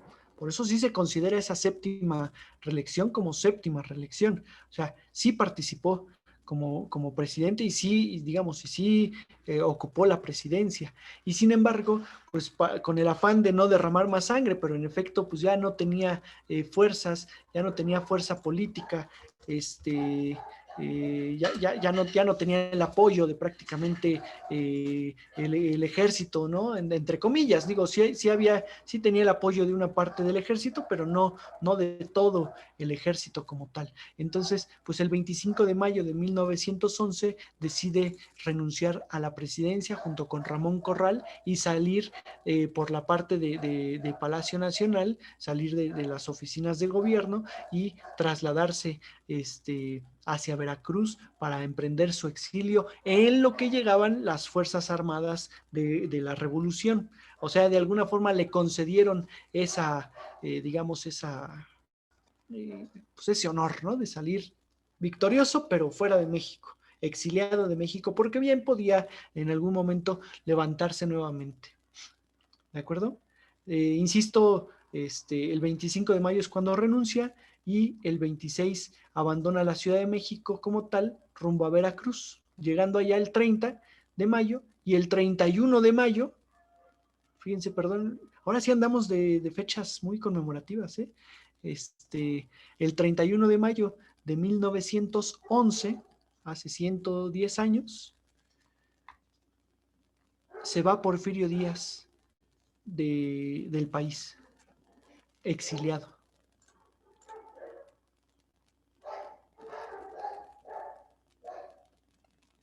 Fíjate, me pregunta Marco que cuánto logró Madero para el apoyo por parte de los Estados Unidos.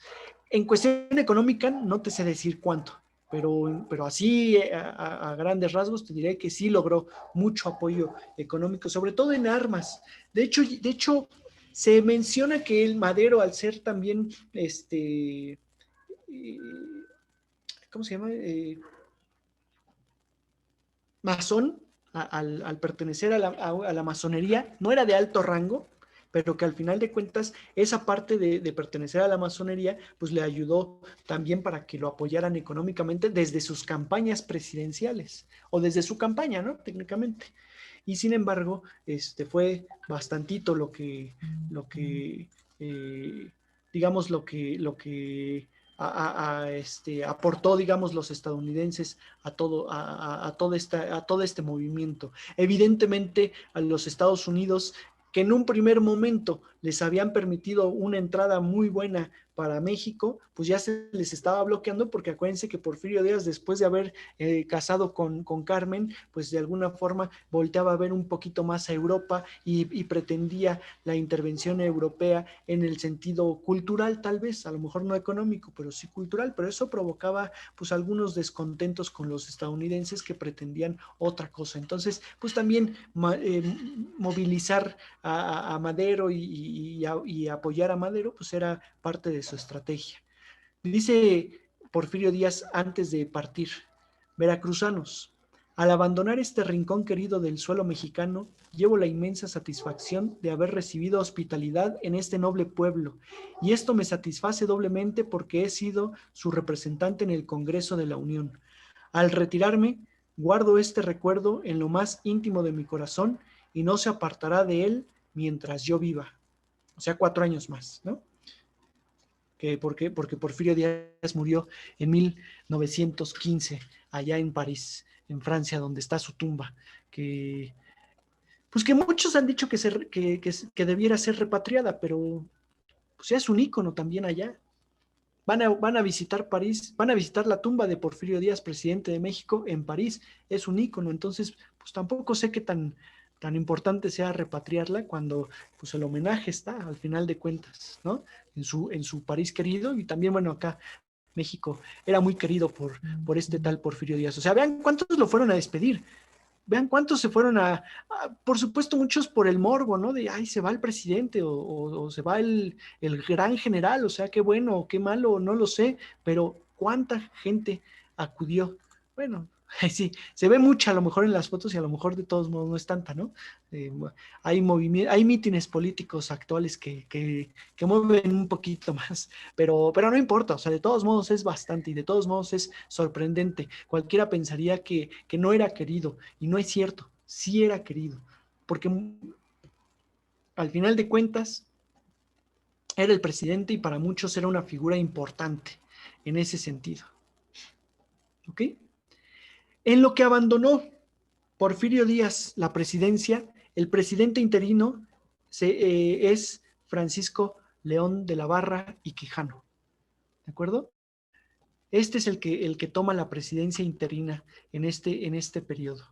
Es importante, es relevante porque al final de cuentas, pues este era un político porfiriano, en realidad, digamos, del gobierno de Porfirio Díaz, pues que prácticamente se comprometió, y pues ya porque no le quedaba de otra, a entregar el gobierno para que hubiese elecciones. O sea, su compromiso era generar elecciones presidenciales, y de esa forma promover pues ya ahora sí la democracia. Evidentemente aquí pues quien había promovido la Revolución Mexicana, quien había sido el candidato importante por el cual Porfirio Díaz se había asustado hasta cierto punto, pues era Francisco I. Madero, que fue el que ganó las elecciones presidenciales, y entonces en octubre de 1911 pues prácticamente este personaje se convierte en el presidente de México por el Partido Constitucional Progresista,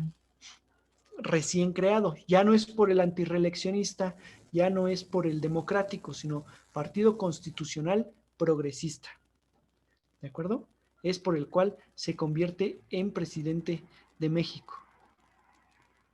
Por supuesto, pues su vicepresidente, ahorita les muestro una imagen, es José María Pino Suárez. No iban, o sea, no se candidateaban en dupla, eran por separado, cada quien se colocaba, o cada quien ganaba sus propias elecciones, ¿no? Y luego tenían que trabajar juntos, y técnicamente el vicepresidente podía ser, entre comillas, un contrapeso, insisto, entre comillas, para con Madero, o bueno, para con quien sea, ¿no? El vicepresidente para el presidente. Me pregunta Carlos que quién lo nombra presidente. No, se convocaron elecciones. Francisco León de la Barra convoca elecciones y hay votaciones. Pues no son tan grandes tampoco, más o menos 30,000 son los que votan en este momento, y es cuando gana Francisco I. Madero. O sea, gana las elecciones, es presidente, digamos, democrático en ese sentido. ¿Sale? ¿Contra quién compite? Contra Bernardo Reyes, otra vez, contra Zúñiga, que les había comentado, y creo que nada más contra esos dos, que eran los importantes. Ahora, prácticamente va iniciando la presidencia y en automático Emiliano Zapata se levanta en armas. Bueno, todavía tarda unos 5 meses en levantarse en armas, pero Emiliano Zapata exige a Madero constantemente que respete sus ideales, que respete sus promesas, que ellos lo apoyaron, los zapatistas lo apoyaron porque había prometido tierra y libertad, porque había prometido regresar las tierras a los campesinos, y que desde el primer momento había hecho caso omiso, se había volteado a otros asuntos políticos. El problema que siempre se ha argumentado con Madero, pues es que mantuvo dentro de su facción política a muchos porfiristas, ¿no? A muchos miembros del porfiriato, particularmente a los líderes del ejército. Victoriano Huerta, casi siempre es a quien se alude, a Victoriano Huerta. Sí, por ahí otros tantos personajes, pero casi siempre pues, se le reconoce o se le critica porque mantuvo a Victoriano Huerta como jefe del ejército mexicano, como líder del ejército mexicano. Fíjense, ahí está José María Pino Suárez. Y entonces, en noviembre de 1911, Emiliano Zapata lanza el famoso Plan de Ayala en contra de Madero por romper sus promesas de la Revolución Mexicana.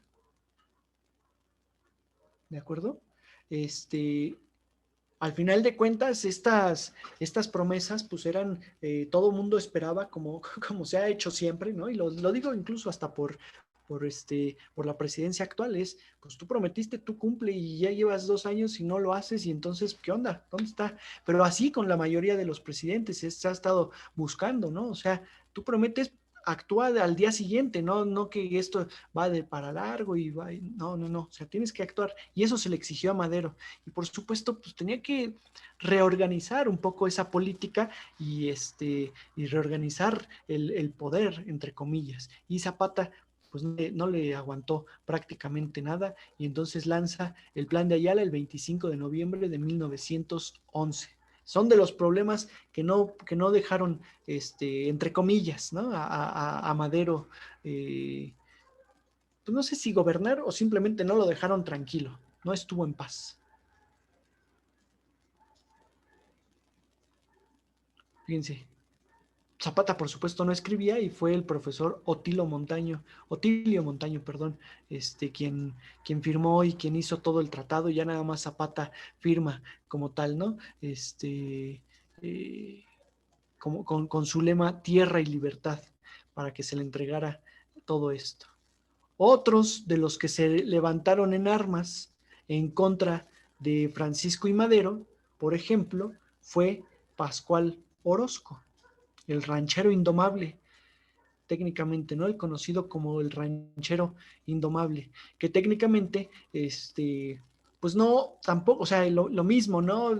Se vio tentado por el poder, pretendía el poder, y sin embargo, pues constantemente traicionó en este sentido a Madero por la cuestión, ahora sí que llevó a cabo una rebelión el 26 de enero de 1912, sobre todo porque se pretendía que también se le entregaran las tierras a la gente de Chihuahua, y allá seguían victoriosos, digamos, los hacendados, ¿no? Entonces, constantemente la parte de la tierra por la cual había iniciado la revolución, que es lo que comentábamos, una cuestión agraria, pues Madero prácticamente llegó únicamente para mantenerse y pues pues para mantener un gobierno que ya había estado en manos de otros por mucho tiempo, pero que en realidad no hizo nada diferente, entre comillas, o no le dio tiempo, o sea, también hay que decir eso, ¿no? No le dio el suficiente tiempo hasta cierto punto, ¿no? También las rebeliones fueron casi al año siguiente, bueno, ese mismo año de su presidencia, y al año siguiente en enero, y después viene el ataque contra Madero, ¿no? Por parte de estos personajes. O sea, Madero estuvo en la presidencia 1 año con 9 meses, más o menos. De octubre de 1911, no, es que fue menos en realidad. De octubre de 1911 a febrero de 1913, que es 1 año, octubre, noviembre, diciembre, enero, febrero, 5 meses, 1 año, 5 meses, ¿no? prácticamente, bueno, el asunto es no, perdón, yo dije, no, pero es desde mayo, en realidad desde mayo, ¿no? De 1911, pero el asunto es que estuvo muy, muy poquito tiempo en esa presidencia. Y bueno, al final, insisto, manda combatir a Felipe Ángeles, uno de los generales que le tenía, ahora sí que le eran fieles a Madero, lo manda a combatir a Zapata en Morelos. Y mientras tanto, pues él está pendiente de cómo venga Pascual Orozco por el norte y de qué es lo que está ocurriendo y qué es lo que están intentando, ¿no? Porque los zapatistas constantemente pues están atacando y están retrocediendo, atacando y retrocediendo, están en su zona de confort, en su zona conocida, por supuesto. Entonces, no entran constantemente a la Ciudad de México y en ese sentido, pues logran mantener cierta distancia y sin embargo tienen intranquilo a Francisco y Madero y a todo el gobierno, ¿no? Al final mandan a Felipe Ángeles y dejan a Victoriano Huerta en Palacio Nacional protegiendo, digamos, y como líder del ejército en esos momentos, porque pues el líder que era Felipe Ángeles, insisto, se va hacia, hacia Morelos. Y entonces, el 9 de febrero de 1913, el 9 de febrero de 1913, perdón, el 8 de febrero de 1913 es cuando inicia la famosa decena trágica, en donde, en esta decena trágica, Bernardo Reyes, que es este que estamos viendo, el general Bernardo Reyes, que había sido encarcelado ya en Lecumberri, junto con Félix Díaz, que también había sido encarcelado en Lecumberri. Ah, no es cierto, perdón, Félix Díaz había sido encarcelado, pero había huido de la cárcel de Lecumberri, pues se acercan a la Ciudad de México para atacar a Francisco y Madero. Madero se encontraba en su residencia oficial, es decir, en Castillo de Chapultepec, ¿no? En el castillo como tal. Mientras tanto, pues este personaje pasa por Lecumberri, se libera a Bernardo Reyes y prácticamente entran a la Ciudad de México con un pequeño ejército, porque tampoco es muy grande, con una parte del ejército para atacar el Palacio Nacional, sitiarlo y en todo caso obligar a Madero a renunciar o a todas las pretensiones que ellos buscaban. Mientras tanto, en Palacio Nacional, pues quien protegía era José Victoriano Huerta Márquez, un antiguo cabo del Porfiriato, pues que había ido ascendiendo y ascendiendo a la par de que iba obedeciendo y de que iba acatando órdenes, fueran de quien fueran. Cuando fueron de Madero, las acataba. Y entonces se ganó la confianza de Madero. Evidentemente pues buscando la parte pues de alguna forma, pues la parte de poder, ¿no? También en determinado momento.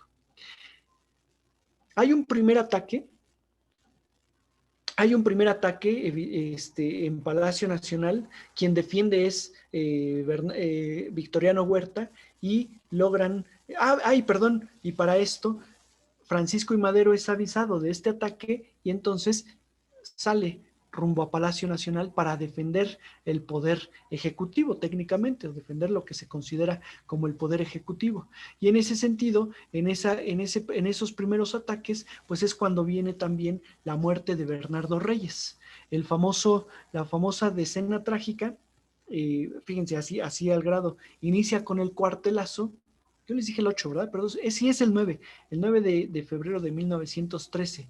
Inicia con el cuartelazo en Tacubaya, ¿de acuerdo? Primero atacan el cuartel de la Escuela Militar de Aspirantes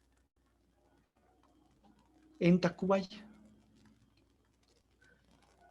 Se quedan de ver junto con el general Manuel Mondragón digamos, en el Zócalo, pues en el centro, porque no era el Zócalo todavía, ¿no? Pues en el centro, en el Palacio Nacional. Se quedan de ver entonces Bernardo Reyes, Manuel Mondragón y Félix Díaz. Félix Díaz y Bernardo Reyes emprenden el camino rumbo a Palacio Nacional. No combaten a todos, sino hasta llegar a Palacio Nacional, y el general Lauro Villar era el que estaba defendiendo junto con Victoriano Huerta, ¿no? Lo que pasa es que Victoriano Huerta era el líder, pero Lauro Villar, pues era el líder de los aspirantes a cadetes, ¿no? Los aspirantes a militares. Por eso se hace la marcha de la, ¿cómo se llama? La que hace el presidente, ay, no me acuerdo la marcha de la victoria, ¿no? La marcha del honor. Ahorita les digo, todos los 9 de febrero el presidente marcha con los cadetes del Ejército Nacional, de los cadetes hacia Palacio Nacional, entre comillas, que es, técnicamente se le da la confianza, digámoslo así, ¿no?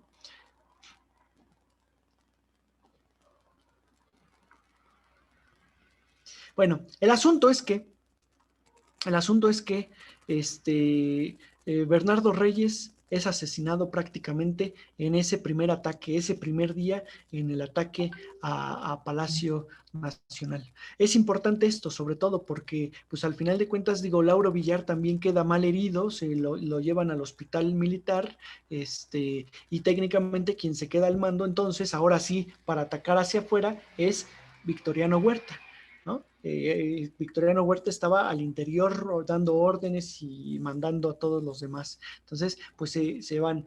Y técnicamente ahí empieza esa escena trágica en la que, pues, todos se van a sus casas y tiroteo hacia Palacio Nacional. Por supuesto, pues es una fortaleza prácticamente Palacio Nacional. No se puede atacar digamos, tan pronto, ¿no? En ese sentido. A pesar de que digamos, de que Bernardo Reyes muere, pues estos Mondragón y Félix Díaz se acuartelaron después en la Ciudadela, hacia el Metro Valderas, hacia pues así que las afueras del Zócalo, vamos a decir, las afueras del centro histórico, ahí se acuartelan y ahí asesinan, perdón, al general Villarreal, que era otro de los que defendía, y propiamente pues empiezan o sea, continúan con los ataques durante varios días, ¿no? Durante 7 días aproximadamente. En esos momentos era el 8º día. Madero ya estaba en Palacio Nacional, no quería abandonar Francisco y Madero este espacio, y por otro lado también el general Felipe Ángeles pues venía de regreso, pero pues casi casi desde lejos diciendo: aguante mi general, aguante, porque ahí voy, ¿no? O sea, no se desespere, corriendo y corriendo, evidentemente. Y sin embargo, pues viene el Pacto de la Ciudadela, en donde Victoriano Huerta acude, en teoría, a negociar con Félix Díaz y con Manuel Mondragón el 18 de febrero de 1913, en virtud de que las Fuerzas Armadas ilegales contrarias a Francisco y Madero se pusieron de acuerdo, ¿no? Por eso se llama el Pacto de la Ciudadela, porque de alguna forma Victoriano Huerta acude a la embajada de los Estados Unidos, que digamos, se había nombrado como intermediaria, ¿no? Como vengan para acá y aquí negociamos, y aquí pues yo soy alguien neutral, entonces aquí se puede. Y ¿cómo se llama el embajador? Henry Lane Wilson, si mal no recuerdo, es por aquí. Bueno, aquí aparece Mondragón, Huerta, Díaz y otro personaje que no lo ubico bien, pero que bueno, ahí dice Blanquet, ¿no? Es Blanquet, que también era de los rivales. Sí, es Henry Lane Wilson, el embajador de los Estados Unidos, pues prácticamente lleva a cabo las negociaciones y promueve pues que se traicione a Madero. Victoriano Huerta prácticamente iba a ver qué le daban para traicionar, ¿no? ¿Qué me ofrecen? Pues la presidencia. Firmo, ¿no? ¿Dónde firmo? Prácticamente. Y sí, literal, ese pacto de la Ciudadela es justamente para que Victoriano Huerta con los hombres traicione a todo esto. Entonces, pues exactamente, Washington estaba atrás de Victoriano Huerta, ¿no? O sea, Henry Lane Wilson hace todas estas negociaciones, y Victoriano Huerta, la famosa cucaracha, ¿no? Que le cantaba Villa y Zapata, ¿no? Con la cancioncita de la cucaracha ya no puede caminar porque le falta marihuana que fumar. Y en efecto, pues era le entraba, pues, como muchos militares, no digo todos, pero como muchos militares desde esos momentos. Y entonces era drogadicto en ese sentido y borracho, o sea, alcohólico, ¿no? Muy, muy alcohólico. Ese 18, ese 18 de febrero de 1913 entra Victoriano Huerta a Palacio Nacional después de la firma. Ah, bueno, perdónenme. Un poquito antes, vale decir que un día antes, el 17, había mandado, había mandado Francisco I. Madero a su hermano, Gustavo Madero, el que le llamaban el tuerto, lo habían mandado a negociar y lo capturaron, lo fusilaron, lo azotaron, lo hicieron desfilar desnudo en la ciudadela, o sea, se burlaron de él, le sacaron los ojos, lo acuchillaron, dicen que con unos disparos, digo, perdón por ser tan explícito, pero le volaron los sesos, o sea, literal, fue masacrado, pero masacrado. Sacaron el coraje con Gustavo Madero, prácticamente estos personajes, ¿no? Y técnicamente, pues cuando ese 18 el 18 de febrero llega Victoriano Huerta a Palacio Nacional obligando y prácticamente insistiendo en que renunciara Francisco I. Madero. O sea, ya ahora sí llega como rival, lo dejan entrar y casi lo encañona y vas a renunciar porque pues esto ya no tiene solución y tienes que renunciar. Francisco I. Madero y José María Pino Suárez todavía no se habían enterado de la muerte de Gustavo Madero, perdón, y decían que no, que se iban a esperar hasta que Gustavo regresara porque él había ido a negociar con los traidores, que no importaba que Victoriano Huerta lo hubiese traicionado, que allá había una negociación y que entonces en determinado momento pues sí podían llegar a un acuerdo. O sea, fíjense, todavía esa parte ingenua, ¿no? De Francisco I. Madero, digo, ingenuo es un decir, pero qué trágico, ¿no? Que ni siquiera te enteres del momento en ese punto de la muerte de tu hermano, o sea, al final de cuentas. Y sin embargo, pues prácticamente pues los capturan, lo tienen que obligar a renunciar para que sea justo, bueno, para que sea correcto. Pueden inventar esa renuncia, pero como hay testigos, como están los senadores ahí alrededor, o sea, porque es un caso donde hay mucha gente, pero al final quien tiene las armas pues es el que manda, ¿no? Que es Victoriano Huerta. Y al final obligan a que Madero y Pino Suárez renuncien. En cuanto renuncian, el presidente iba a ser durante una hora Pedro Lascurain, un, un político, ¿no? Ahí, Pedro Lascurain. Mientras tanto, se llevan a Madero. Ojo, que Bernardo Reyes y Manuel Mondragón, no, perdón, Bernardo Reyes ya había muerto. Félix Díaz y Manuel Mondragón le dicen a Victoriano Huerta que no lo asesine, que se lo lleve a Lecumberri. Y sin embargo se lo lleva Victoriano Huerta y lo asesina prácticamente detrás de Palacio Nacional. Lecumberri es lo que ahora es el Archivo General de la Nación, que ahí lo tenemos. Era la cárcel de ese momento construida por Porfirio Díaz, justamente.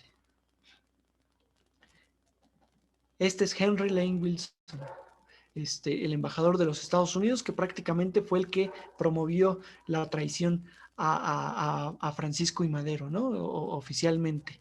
Y ahí están las tropas de Bernardo Reyes y Félix Díaz entrando a la Ciudad de México.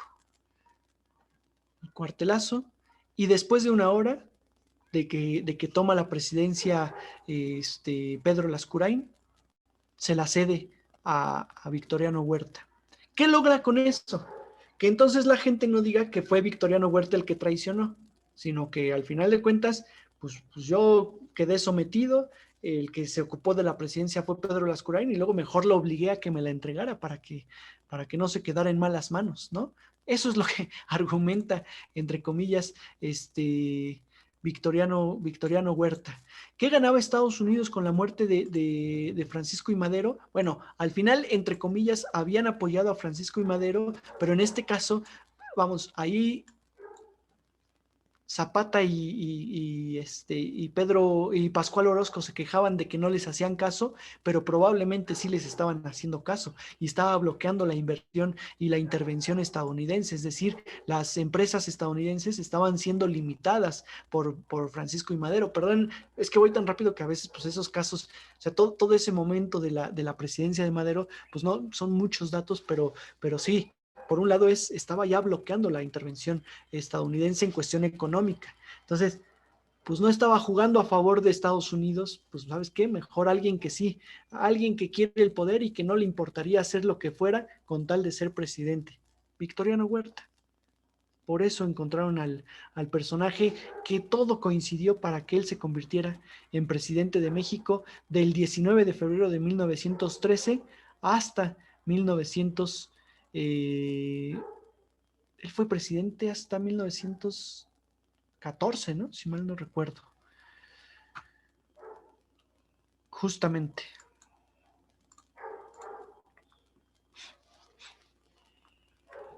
Exactamente este, lo que dice Marco, ¿no? De poner condiciones como tal y que no se hiciera cualquier cosa, efectivamente. En cuanto se convirtió en presidente Victoriano Huerta, Carranza, Álvaro Obregón, Plutarco Elías Calles, este Francisco Villa, se levantaron inmediatamente. Por supuesto, todo pues, fue por Carranza, ¿no? Primeramente, el 21 de febrero, prácticamente, no, sí, el 21 de febrero prácticamente Carranza es quien había convocado a muchos gobernadores y como gobernador de Coahuila desconoció la presidencia de Victoriano Huerta, igual que muchos. Para esto, Pancho Villa se había convertido también en gobernador de Chihuahua, desconoció la presidencia de Victoriano Huerta, perdón, dije de Madero, ¿verdad? Pero todo es de Victoriano Huerta. O sea, empiezan a desconocer al presidente y entonces se dan cuenta pues que es un grupo de políticos, sobre todo del norte, gobernadores, que están en contra de este usurpador, de este traidor y que de alguna forma pues es levantarse en armas nuevamente porque si no, él controla al ejército, porque sí tiene el control del ejército.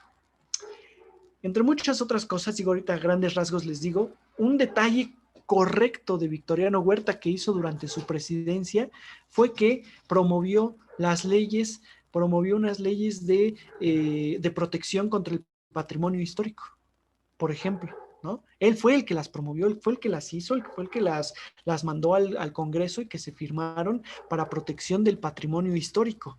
Probablemente por lo que se venía en cuestión de guerra, puede ser, no lo sabemos exactamente, pero se preocupó por eso, ¿no? Digo, ahora sí que como historiadores y como difusores del patrimonio, pues no podemos negarle esa situación, ¿no? A este personaje,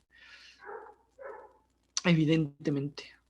Esta revolución que inicia, este movimiento que inició, que vean, bueno, sobre todo, pues ahí el gobierno de Victoriano Huerta, que técnicamente, pues estuvo a cargo de los estadounidenses, sí, al final de cuentas se dejó manipular, dejó la entrada del recurso estadounidense, prácticamente el peso se devaluó 50% frente al dólar en ese momento, no sé, bueno, ocurrieron varias situaciones importantes, ¿no? Como tal. Por ejemplo, el 21 de abril de 1914, los Estados Unidos tomaron Veracruz por una invasión de Pancho Villa en el norte, ¿no? Promovían esa invasión, entonces vinieron y tomaron Veracruz. Después, por supuesto, la defendieron y pues prácticamente se fueron los estadounidenses a cambio de 8 millones de dólares en oro. O sea, no fue gratuito que se fueron los estadounidenses, ¿no? Sacaron provecho. Perdón, otro detalle. ¿Qué ganaba Estados Unidos sacando a Madero? Esto, esta revuelta. Un país revuelto, pues es manipulable, este es mi vecino y entonces apoyo a uno, apoyo al otro y saco provecho de todo mundo. Y los vuelvo débiles porque están inestables y al final, pues me empodero yo y me vuelvo, por supuesto, más fuerte, ¿no? Eso también es lo que ganaba Estados Unidos con esta revolución, principalmente.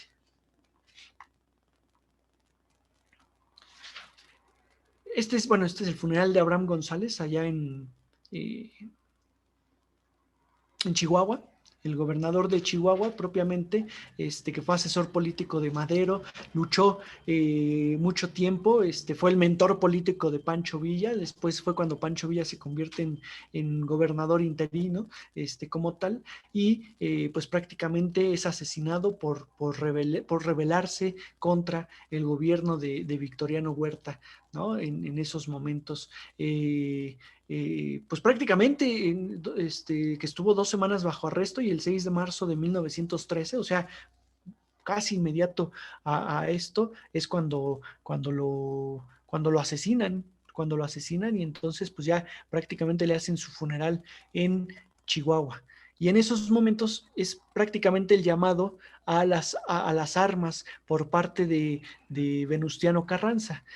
Claro que este llamado a las armas pues va progresivo, o sea, primero hay que ver quiénes están conmigo, cuántos tenemos, cómo podemos ir nombrando, cómo podemos ir haciendo, ¿no? O sea, evidentemente, pues bueno, estas láminas están muy, muy interesantes porque se aprobaron muchas leyes por parte de Victoriano Huerta y del Congreso, pero bueno, siempre oprimidos por el ejército, ¿no? Técnicamente. Las tropas yaquis fueron llevadas a la Ciudad de México en vagones desde Sonora, justamente. La división yaqui de Huerta. ¿Por qué? Porque Huerta fue quien los defendió de Porfirio Díaz. Entonces ellos confiaban en Huerta, se convirtieron en su ejército. Curiosamente, se convirtieron en el ejército de Victoriano Huerta en determinado momento los yaquis. Entonces, pues es un detalle importantísimo, ¿no? Victoriano Huerta, como les digo, pues hace caer el peso, también pues por culpa de eso la Revolución Mexicana en general, ¿no? Más allá del propio Victoriano Huerta, se cae el peso, prácticamente es un ataque constante a la economía y a la sociedad misma. Aquí nada más, digo, me estoy saltando algunos procesos de movimientos, ahorita rápidamente se los cuento, pero decirles que Huerta renuncia a la presidencia el 15 de julio de 1914. Perdón, ya para cerrar fechas, ¿no? Son casi un año, un año con 7 meses aproximadamente los que es presidente Victoriano Huerta. Y todo esto porque él, el presidente, no el presidente, el gobernador de Coahuila, Venustiano Carranza, le declara la guerra. Le declara la guerra desde el 26 de febrero. Empieza a convocar a los líderes. Se unen los oficiales más importantes, que eran Álvaro Obregón, Plutarco Elías Calles, Benjamín Gil, Salvador Alvarado. Se une Francisco Villa, justamente como un líder rebelde, que pues prácticamente se alía con Carranza, pero que nunca le obedece y que siempre lo mantiene pues al margen de las órdenes, ¿no? Ahora sí que Villa ataca por su cuenta con la famosa División del Norte. El plan de Guadalupe se lanza que el 26 de marzo y entonces hace el llamado a líderes como Zapata en el sur particularmente. Zapata nunca se une a Carranza, Zapata pelea por su cuenta, sí pelea contra Huerta, pero por su cuenta constantemente. Ahí está Álvaro Obregón de ese lado, ¿no? El general Álvaro Obregón, que se había convertido o sea, que era parte de la oposición. Porque además también Adolfo de la Huerta, que era el gobernador de Sonora en esos momentos, le otorgó permiso para unirse al ejército constitucionalista del noroeste. Entonces era jefe del ejército constitucionalista del noroeste, propiamente Álvaro Obregón. ¿De acuerdo? Toda esta rebelión, por supuesto, pues va avanzando del norte hacia el centro.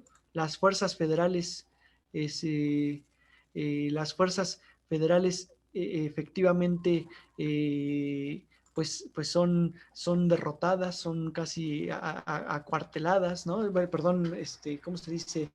sitiadas más bien, perdón, esa es la palabra. Venustiano Carranza y Pancho Villa se empiezan a convertir en los dos líderes fuertes, más allá de Obregón, que sí es importante, pues técnicamente es es Carranza y Pancho Villa. Y sin embargo, es Pancho Villa junto con Emiliano Zapata los que logran entrar al final a la Ciudad de México.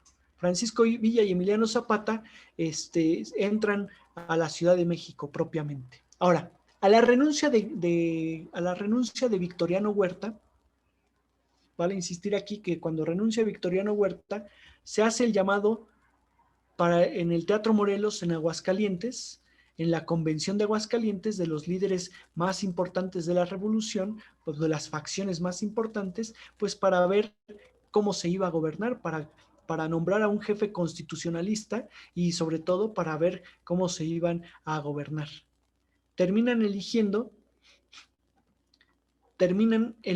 en esos momentos como jefe del ejército constitucionalista a Venustiano Carranza, pero como presidente de México a Eulalio Gutiérrez. Y entonces Carranza desconoce a Gutiérrez porque como que no lo nombran a él. Vale que Zapata no acude a esta, no, perdónenme. Francisco Villa es el que no acude a esta convención de Aguascalientes. Quien acude es Emiliano Zapata junto con Otilio Montaño y varios otros líderes y abandonan la convención cuando se dan cuenta que prácticamente son líderes carrancistas y que en esta situación no hay una mayoría del país, ¿no? O sea, prácticamente son puros carrancistas los que aparecen en este punto. Entonces, pues deciden abandonar la convención y a quien eligen es a este personaje, a Eulalio Gutiérrez, que es el que sustituye a Victoriano Huerta.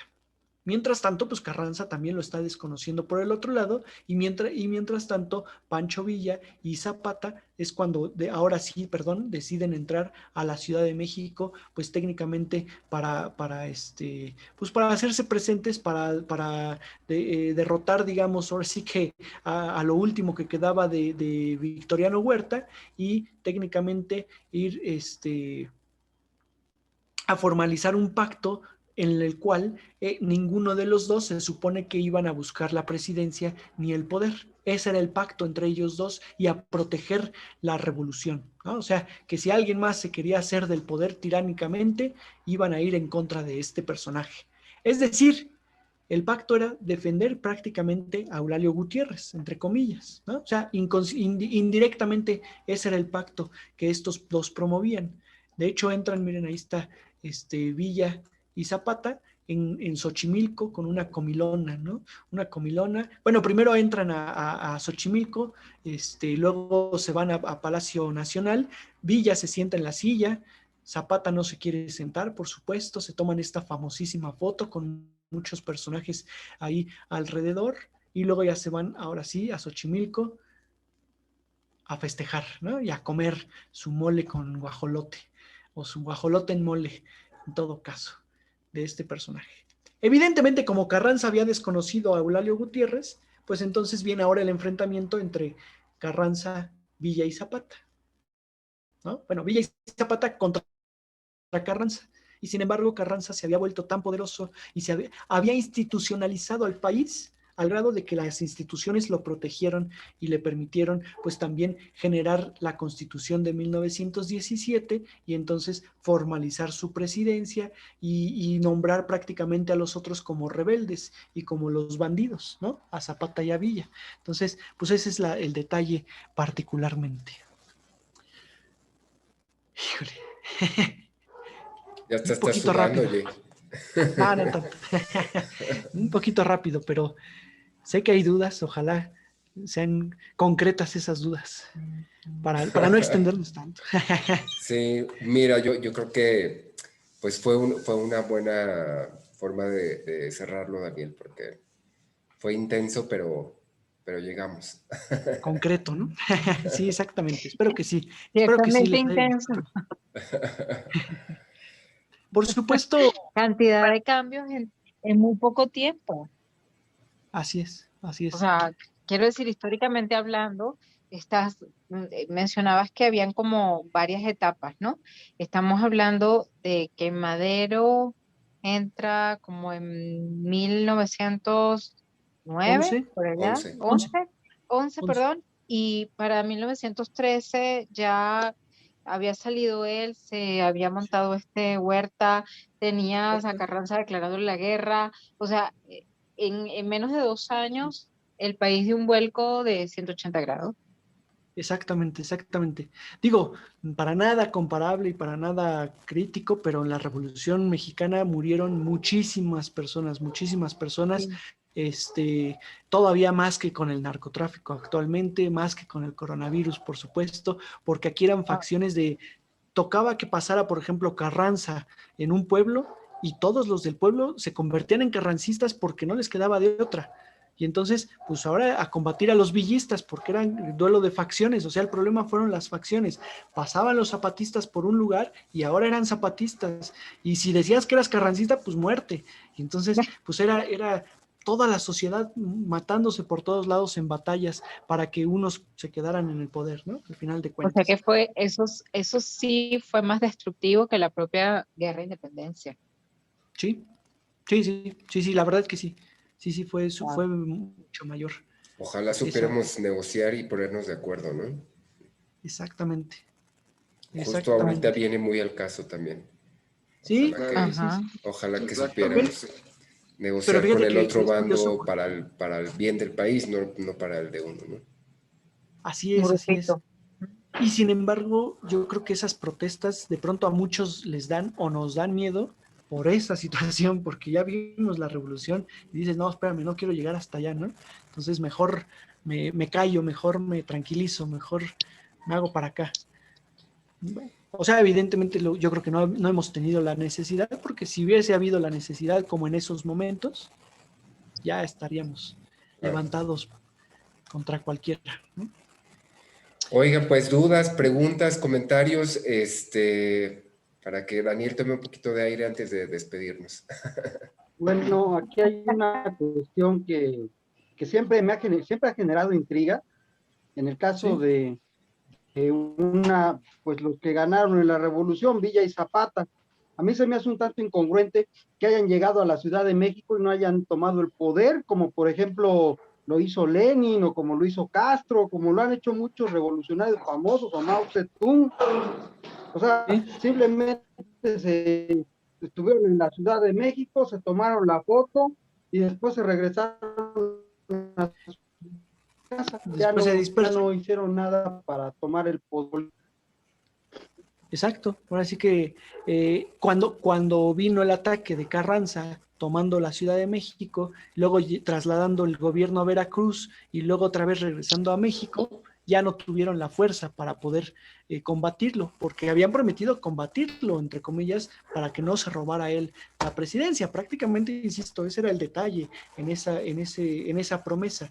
Pero, pues no sé, o sea, habla de ideales por un lado, habla de falta de organización también. O sea, por un lado sí digamos que son ideales de no querer el poder o de no tomarlo de esa forma, ¿no? Y respetar la democracia que tanto se dijo en su momento.